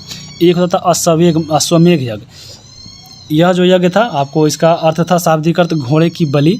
और यहाँ पे इसमें संबंधित राज्य विस्तार हेतु किया जाता था और इसका जो समय था 1 साल के लिए यह आपको अश्वमेध यज्ञ जो है होता था। वाजपेय यज्ञ की बात करें तो इसका शाब्दिक अर्थ होता है शक्ति का पान और इसका जो संबंधित है वह शौर्य प्रदर्शन के लिए और प्रजा के मनोरंजन के लिए यह वाजपेय यज्ञ होता था और यह 17 दिनों तक चलता था। तो यहाँ पे आप देख लीजिए। अब हम बात करेंगे उत्तरवैदिक काल में जो है यहाँ पे सामाजिक जीवन कैसा हो गया था। तो यहाँ पे परिवार का जो है आकार यहाँ पे बढ़ गया था और इसमें अगर हम बात करें तो सामाजिक जो जीवन था, यहाँ पे गोत्र शब्द की संकल्पना जो है इसी काल में हो गई थी। यहाँ पे गोत्र शब्द का अर्थ क्या है, तो एक ही वंशावली या आपके गोत्र के लोग। वर्ण व्यवस्था का यहाँ पे जन्म हो गया था, यानी जो वर्ण व्यवस्था था वो जन्म के आधार पे हो गया था। जैसे ब्राह्मण का जो बेटा ब्राह्मण कहलाएगा, क्षत्रिय का क्षत्रिय, वैश्य का वैश्य और शूद्र का शूद्र। यानी कोई ब्राह्मण में जन्म लेता है तो पूजा पाठ ही कराएगा, क्षत्रिय अगर जन्म लेता है तो हमेशा राजकाज देखेगा। ये सब चीज़ें जो है आपको मिलती है किसमें, तो आपके उत्तर वैदिक काल में। तो वर्ण व्यवस्था आपको यहीं पे जन्म लिया था और समाज जो है 4 भागों में यहाँ पे विभक्त हो गया था। जैसे जो ब्राह्मण था वह धार्मिक अनुष्ठान कराता था, क्षत्रिय जो था आपको प्रशासन कार्य देखता था, जो वैश्य था वह कृषि कार्य देखता था, और जो शूद्र था वह आपको अन्य वर्णों की सेवा करते थे। यानी जो तीनों अन्य वर्ण हैं ये लोग उसकी सेवा करते थे। तो यही आपको जो है आपको यहाँ पे देखने को मिलता है किसमें, तो आपके उत्तर वैदिक काल में। उसके बाद अगर हम बात करें तो इसमें जो 4 वर्ण देख रहे हैं आपको, इसमें जो शूद्र वर्ण है, शूद्र वर्ण को जो है इसमें उपनयन संस्कार यानी जो जनेऊ धारण होता है उसके इस अधिकार से वंचित कर दिया गया था। और वह ऐसा कहा जाता था कि जो शूद्र लोग हैं वह गायत्री मंत्र का उच्चारण भी नहीं करेंगे। तो ये आपको याद रखिएगा। अब यहाँ पे देखिए स्थितियों की जो स्त्री जो थी, स्त्री की स्थिति में यहाँ पे उत्तर वैदिक काल में गिरावट आ गई। देखिए गिरावट कैसे आ गई, तो यहाँ पे जो बताए हैं ऊपर जो सभा थी जो राजकाज में जो है ये राजाओं के बारे में जो है उस सहयोग करती थी, जैसे सभा समिति था। तो यहाँ पे अगर हम बात करें तो सभा और समिति में स्त्रियों का प्रवेश जो है इसमें वर्जित था, यानी नहीं प्रवेश कर सकती थी, और विदत का तो समाप्ति ही कर दिया गया था। स्त्रियों को उपनयन संस्कार से नहीं दिया जाता था, पर्दा प्रथा की शुरुआत हो गई थी। अथर्ववेद में कन्या के जन्म की निंदा की गई है, और ऐत्रेय ब्राह्मण में कन्या को चिंता का कारण बताया गया है, और शतपथ ब्राह्मण में पत्नी को अर्धांगिनी कहा गया है। तो ऐसा ये सब चीज़ें कहने से जो है स्त्रियों के जो है स्थिति में गिरावट देखने को मिलता है किसमें, तो आपके उत्तर वैदिक काल में। उत्तर वैदिक काल में देखिए सामाजिक जीवन की बात करें तो यहाँ पे 4 आश्रम व्यवस्था की शुरुआत हुई थी, और इसका जो उल्लेख मिलता है जवालोपनिषद से मिलता है। जैसे ब्रह्मचर्य हो गए, गृहस्थ हो गए, वानप्रस्थ हो गए और संन्यास हो गए। तो यहाँ पे संबंधित भी देख सकते हैं। जैसे ब्रह्मचर्य जो था वह 0 से 25 वर्ष तक था, जिसमें ज्ञान की प्राप्ति करना है। गृहस्थ जीवन जो है 25 से 50 साल तक चलेगा, और उसमें सांसारिक जीवन जीना है। और उसमें वानप्रस्थ था, और इसमें 50 से 75 साल जीना है, और इसमें आपको ईश्वर ध्यान करना है। और संन्यास तो लास्ट में आपको 75 से 100 वर्ष के बीच में, और ये संन्यास के समय आपको मोक्ष हेतु तपस्या करना है। तो ये आपको उस समय जो है चीज़ें चलती थी, वर्तमान में नहीं चलती है। उसके बाद हम बात करें गृहस्थ आश्रम को, सभी आश्रमों से श्रेष्ठ माना गया है इसमें, तो बहुत इंपॉर्टेंट है क्योंकि इसमें सांसारिक जीवन जीते हैं। उसके बाद हम बात करेंगे इसमें गृहस्थ जो है आर्य पंच महायज्ञ का अनुष्ठान करते थे। जितने भी गृहस्थ के लोग थे आपको जितने भी गृहस्थ आर्य थे वो 5 महायज्ञ करते थे। तो ये भी आपको उसमें होता था। इसमें मनुष्य को गृहस्थ आश्रम में 3 ऋणों से मुक्त होना आवश्यक था। तो ऐसे ऐसे आपको कर्मकांड जो है उसमें होते रहते थे। उसके बाद हम बात करेंगे आर्थिक जीवन का। तो देखिए यहाँ पे एक बहुत इंपॉर्टेंट पॉइंट पूछता है कि आपको आर्थिक जीवन के तौर पे यानी प्रमुख जो व्यवसाय है वह ऋग्वैदिक काल में क्या था। तो ऋग्वैदिक काल ऊपर पढ़े हैं तो वहाँ पे पशुपालन था, वहाँ पे कृषि होता था, लेकिन मुख्यतः जो था आपको पशुपालन होता था। लेकिन यहाँ पे उत्तर वैदिक काल आते आते यहाँ पे जब पढ़िएगा आपको लोहे का खोज हो गया था, तो नए नए हथियार बनने लगे थे, इसलिए यहाँ पे आपको कृषि जो है ज़्यादा देखने को मिलेगा। तो उत्तर वैदिक काल में जो मुख्य व्यवसाय बन गया था वह कृषि बन गया था, और कृषि करने के कारण जो यहाँ पर मुख्य फसल था वहाँ पे चावल हो गया था। और चावल को उत्तर वैदिक काल में ब्रीही के नाम से जानते हैं। उसी प्रकार देखिए उड़द हो गया, उड़द को मांस बोलते थे, जौ को हम लोग उसमें बोलते थे यौ, और गेहूं को गोधूम। तो ये सब चीज़ें थी आपकी प्रमुख फसल थी। और 1000 के आसपास जो है लोहे का यहाँ पे प्रयोग शुरू हो गया था, और लोहे को जो है कृष्ण अयस और लौह अयस के नाम से भी जानते थे। और इसका साक्ष्य कहाँ मिला है, तो उत्तर प्रदेश के एटा जिला और अतरंजी खेड़ा में जो है लोहे का साक्ष्य मिला है। तो यह बहुत इंपॉर्टेंट है। लोहे से बने औजार और उपकरण से कृषि में सहायता मिलने हुआ। और उसके बाद देखिए चावल, नमक और मछली की बात करें तो यहाँ पे जो है इसका ज्ञान जो है उत्तर वैदिक काल को लोगों को हो चुका था। और बर्तन इसमें कैसा था, तो बर्तन जो है चित्रित धूसर और मृतदांड जो है प्रयोग होता था किसमें, तो उत्तर वैदिक काल में। इनके धार्मिक जीवन के बारे में बात करें तो यहाँ पे देखिए धार्मिक जीवन में उत्तर वैदिक काल में आते आते यज्ञ और कर्मकांड यहाँ पे बहुत तेज़ी से बढ़ गया। प्रमुख देवता जो है यहाँ पे प्रजापति हो गए जो ब्रह्मा का नाम से जाने जाते हैं। उसके बाद शिव जो रुद्र है, नारायण और विष्णु हो गए। विष्णु की बात करें तो विष्णु जो थे पोषण और रक्षक के देवता थे। आपको रुद्र भगवान पशुओं को देवता थे, वरुण जल देवता थे, और पूषण जो थे पशुओं को देवता थे। ऋग्वैदिक काल में पढ़े हैं कि ऋग्वैदिक काल में जो पूषण थे वह आपको शूद्र के देवता थे। तो ये चीज़ें आपको याद रखिएगा। अब हम बात करेंगे उत्तर वैदिक काल में। देखिए 6 दर्शन का उदय हुआ था, और जब पढ़ते हैं 6 दर्शन, जैसे आपको सांख्य दर्शन हो गए जिसके प्रतिपादक थे कपिल मुनि, योग दर्शन पतंजलि, न्याय दर्शन अक्षतपाद गौतम हो गए, वैशेषिक दर्शन कनाद का है पूर्व मीमांसा, जैमिनी हो गया, उत्तर मीमांसा बदरायन हो गया। तो ये सब भी चर्चा जो की गई है वो कहाँ पे, तो उत्तर वैदिक काल में ही हुई है। तो ये अब देख लिए। अब यहाँ पे देखिए कुछ वैदिक काल के जो स्थल है आपके एग्जाम में पूछता है, चलिए इसको देखते हैं। तो यहाँ पे आप देख रहे होंगे कि सबसे पहले हम बात करते हैं इंद्रप्रस्थ का, जो आपका दिल्ली है वर्तमान में, इंद्रप्रस्थ यहाँ पे था। और अगर हम बात करें सबसे ज़्यादा उत्तर वैदिक काल के जो स्थल है वो आपको उत्तर प्रदेश से मिले हैं। तो यहाँ पे उत्तर प्रदेश देख लीजिएगा कौन कौन सा स्थल है। देखिए अहिछत्र हो गया, कौशाम्बी, कपिली, पंचाल, बाटेश्वर, जखेरा, गढ़मुक्तेश्वर, हस्तिनापुर, मेरठ और अतरंजी खेरा। तो ये आपको उत्तर वैदिक काल के स्थल सबसे ज़्यादा यहीं पे मिले हैं। उसके बाद देखिए आपको पंजाब में एक जगह मिला था कटपालन, तो यहाँ पे पंजाब में हो गए। और उत्तर आपको वैदिक काल का एक और जगह मिलता है आपको पाकिस्तान में, वो आपको है कौन, तो घालीगई। तो ये चीज़ें आपको याद रखिएगा। उसके बाद अगर हम बात करेंगे, देखिए हरियाणा में कुरुक्षेत्र और भगवानपुर मिले। उसके बाद देखिए महाराष्ट्र में पंचवटी मिले, और इधर कर्नाटक में आपको किष्किंधा। तो ये आपको कुछ वैदिक कालीन स्थल थे, तो यहाँ पे आप इसको ज़रूर देख लीजिएगा। अब यहाँ पे देखिए हड़प्पा काल और वैदिक काल में थोड़ा अंतर भी जाना जरूरी है, क्योंकि हड़प्पा आज पढ़े हैं और हम वैदिक आज ही पढ़े हैं। तो यहाँ पे थोड़ा कन्फ्यूजन होगा और एग्जाम में क्वेश्चन पूछेगा, क्योंकि जब 5 ऑप्शन है तो कन्फ्यूजन होना लाजमी है। चलिए इसको देखते हैं। हड़प्पा सभ्यता कैसी थी, तो नगरीय थी, और जो वैदिक सभ्यता थी वह ग्रामीण थी। और जब देखिए हड़प्पा सभ्यता की बात करें, तो हड़प्पा सभ्यता देखिए जब नगरीय थी तो यहाँ पे पक्की ईंटों का भवन मिला था, घोड़े से ये लोग अपरिचित थे। लेकिन वैदिक काल में देखिएगा तो ग्रामीण सभ्यता थी, तो यहाँ पे घास और बांस के भवन मिले थे, और ये लोग घोड़ा से आपको पालते थे। उसके बाद हम बात करेंगे वैदिक में, तो देखिए वैदिक काल में जो है देवताओं की प्रधानता यहाँ पे बढ़ गई थी। देखें जैसे उत्तर वैदिक काल आते आते यहाँ पे राजतंत्रात्मक व्यवस्था थी, हाथी और बाघ का यहाँ पे उल्लेख नहीं है। समाज जो था आपको पितृसत्तात्मक था, संयुक्त परिवार का व्यवस्था था, और लोग जो है यज्ञ कर्म कांड में ज़्यादा विश्वास रखते थे, और इनका पवित्र पशु गाय था। और जन्म आधारित जो है यहाँ पे वर्ण व्यवस्था बन गया था, और इंद्र और वरुण की स्तुति यहाँ पे यानी लोग पूछते थे। जब वैसे ही अगर हम बात करें हड़प्पा सभ्यता में, तो हड़प्पा सभ्यता में देखे लें यहाँ पे कि यहाँ पे घोड़ों से तो लोग अपरिचित थे ही। उसके बाद देवियों की प्रधानता यहाँ पे ज़्यादा थी, यानी आपको जैसे मातृ देवी की देखे हैं, यहाँ पे गणतात्मक व्यवस्था थी। मुहर पर यहाँ पे लोग हाथी का फिगर बना हुआ था। मातृसत्तात्मक प्रधानता थी, और संयुक्त परिवार के ये लोग अपरिचित थे, यानी आपको जो हिंदू सभ्यता के लोग थे वो एक जगह नहीं रह सकते थे, यानी आपको एक परिवार में ये लोग नहीं रहते थे। मूर्ति पूजा का प्रचलन था यहाँ पे, पवित्र पशु यहाँ पे बैल था, और वर्ण व्यवस्था का यहाँ पे अभाव था, और मातृ देवी और शिव का जो पूजा है यहाँ पे होता था। तो ये आपको दोनों में अंतर देख लिए। अब आपके बुक में दिया गया था इनाम गांव के बारे में। तो इनाम गांव क्या है,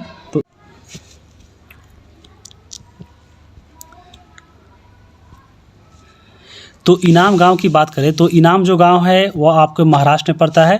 यह घोड़ नदी के तट पर स्थित था, और यह जो इनाम गांव है वह आपको यह ताम्रपाषाण बस्ती थी, और यहाँ पे मानव का वास का जो है साक्ष्य मिला है, जो 1600 से लेकर 700 BC के समय में इनाम गांव यहाँ पे एक आपका स्थल था। साक्ष्य की बात करें यहाँ से इनाम गाँव से, तो यहाँ पर देखिए पत्थर और तांबा के औजार मिला है। बर्तन की यहाँ पे एक बात करें तो नारंगी रंग के यहाँ पे ज्यामितीय आकार वाला बर्तन मिला है। खेती यहाँ पे होती थी जौ, गेहूँ, मटर, सरसों नहीं मसूर, और यहाँ पे ये हटा दीजिए। पालतू पशु की बात करें तो यहाँ पे देखिए आपको पालतू पशु गाय था, बैल था, भेड़ था, बकरी, कुत्ता और घोड़ा था। कब्र में मृतकों के साथ यहाँ पे औजार मिले हैं, हथियार और गहने जो है आपको एक साथ मिले हैं। तो ये सब चीज़ें याद रखिएगा। अब हम चलिए आपको इसमें जो है इसका जो अभ्यास है चलिए उसको देखते हैं। तो पहला आपका यहाँ पे क्वेश्चन है, आपको हाँ या ना में देना है। जैसे पहला क्वेश्चन है कि ऋग्वैदिक आर्य जो थे पशुपालन थे, तो बात सही है। जो ऋग्वैदिक काल के जो आर्य थे वह सबसे ज़्यादा पशुपालन करते थे। उसके बाद आर्यों के जीवन में गाय और घोड़े का महत्वपूर्ण स्थान था, तो बिल्कुल था। वो लोग गाय को तो अधन यानी पूजा करते थे, और घोड़ा उनका पालतू पशु था। तो यहाँ पे 2 नंबर भी आपका सही हो जाएगा। ग नंबर है वैदिक क्षेत्र तमिलनाडु तक विस्तृत था, तो ये गलत है। वैदिक जो क्षेत्र था आपको बिहार के गंडक नदी तक क्षेत्र था, तो ये गलत हो जाएगा। आर्य लोग नगरों में निवास करते थे, तो आर्य लोग नगरों में नहीं, या ग्रामीण सभ्यता थी, तो आपको ये गलत हो जाएगा। इनाम गाँव के लोग जो है मृतकों को जला देते थे, तो ऐसा नहीं है, ये भी आपका गलत हो जाएगा। यानी पहला और दूसरा इसमें सही हो जाएगा। आगे चलते हैं। अगला इसमें ऑब्जेक्टिव क्वेश्चन है कि वेदों की कुल संख्या कितनी है। तो वेदों की संख्या टोटल 4 है, तो ऑप्शन नंबर 2 हो जाएगा। पुरुष सूक्त किस वेद में है, तो ऋग्वेद में है, ऑप्शन नंबर 1 हो जाएगा। ऋग्वैदिक काल का प्रमुख व्यवसाय क्या था, तो आपको बताया है कि ऋग्वैदिक काल में लोग उस समय सबसे शुरू में पशुपालन करते थे। कृषि होता था, लेकिन कृषि वहाँ पे गौण था, बहुत कम मात्रा में होता था। जब उत्तरवैदिक काल में आपको जब लोहा का खोज हो गया तो आपको नए नए हथियार बने और कृषि कार्य तेज हो गया। तो ऋग्वैदिक काल में प्रमुख व्यवसाय आपको पशुपालन हो जाएगा। उसके बाद है घ नंबर, इनाम गांव किस राज्य में है, तो इनाम जो गांव है वह पड़ता है आपके महाराष्ट्र में। तो ऑप्शन नंबर यहाँ पे आपके 4 हो जाएंगे। अब यहाँ पे चलिए खाली स्थान को भरना है। तो खाली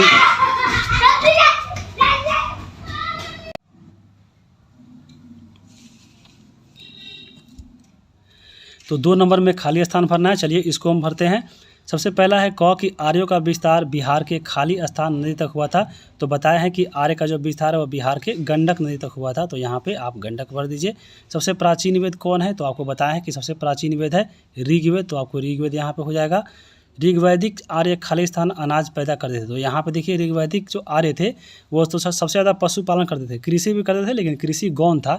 तो यहाँ पे कम अनाज पैदा करते थे। तो यहाँ पे आप कम भर सकते हैं, तो यानी गौण भी भर सकते हैं। इनाम गांव जो है बस्ती थी। तो इनाम गांव कैसी थी, तो आपको ताम्रपशान वाली बस्ती थी। तो ताम्रपशान यहाँ पे भर दीजिए। और अंगा नंबर है वैदिक कबीले के प्रधान को बोलते थे।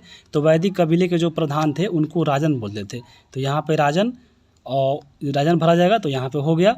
अब यहाँ पे 6 जो है चैप्टर यहाँ पे समाप्त हो गया है। 7वां जो चैप्टर है हम लोग आगे कवर करेंगे और इसमें जो प्रारंभिक राज्य के बारे में पढ़ना है, पूरा महाजनपद के बारे में।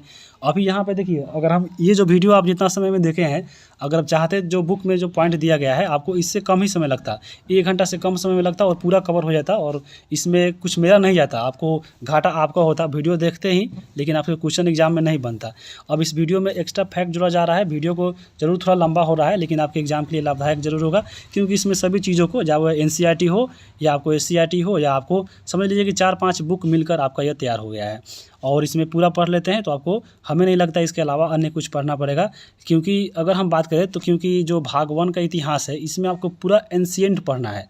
आपको एंशिएंट पूरा पढ़ने में अगर देखिएगा, अगर आप ऐसे ही पढ़ रहे हैं तो बहुत लंबा आपका एक वीडियो देखना पड़ेगा या आप खुद से पढ़ना पड़ेगा। तो इसलिए हम इसको एक वीडियो ही बना दे रहे हैं पूरा एंशिएंट का ही, और वह SCERT बेस पे है और NCERT बेस पे भी है। तो एक बार देख लीजिएगा तो आपको समझ लीजिए कि आपको 12 तक ये पूरा काम करेगा। और आप ज़रूर इसको देखिएगा। और इसके बाद में जो है पार्ट 2 ज़रूर आएगा। पार्ट 2 कल या परसों आपको कल ही मिल जाएगा।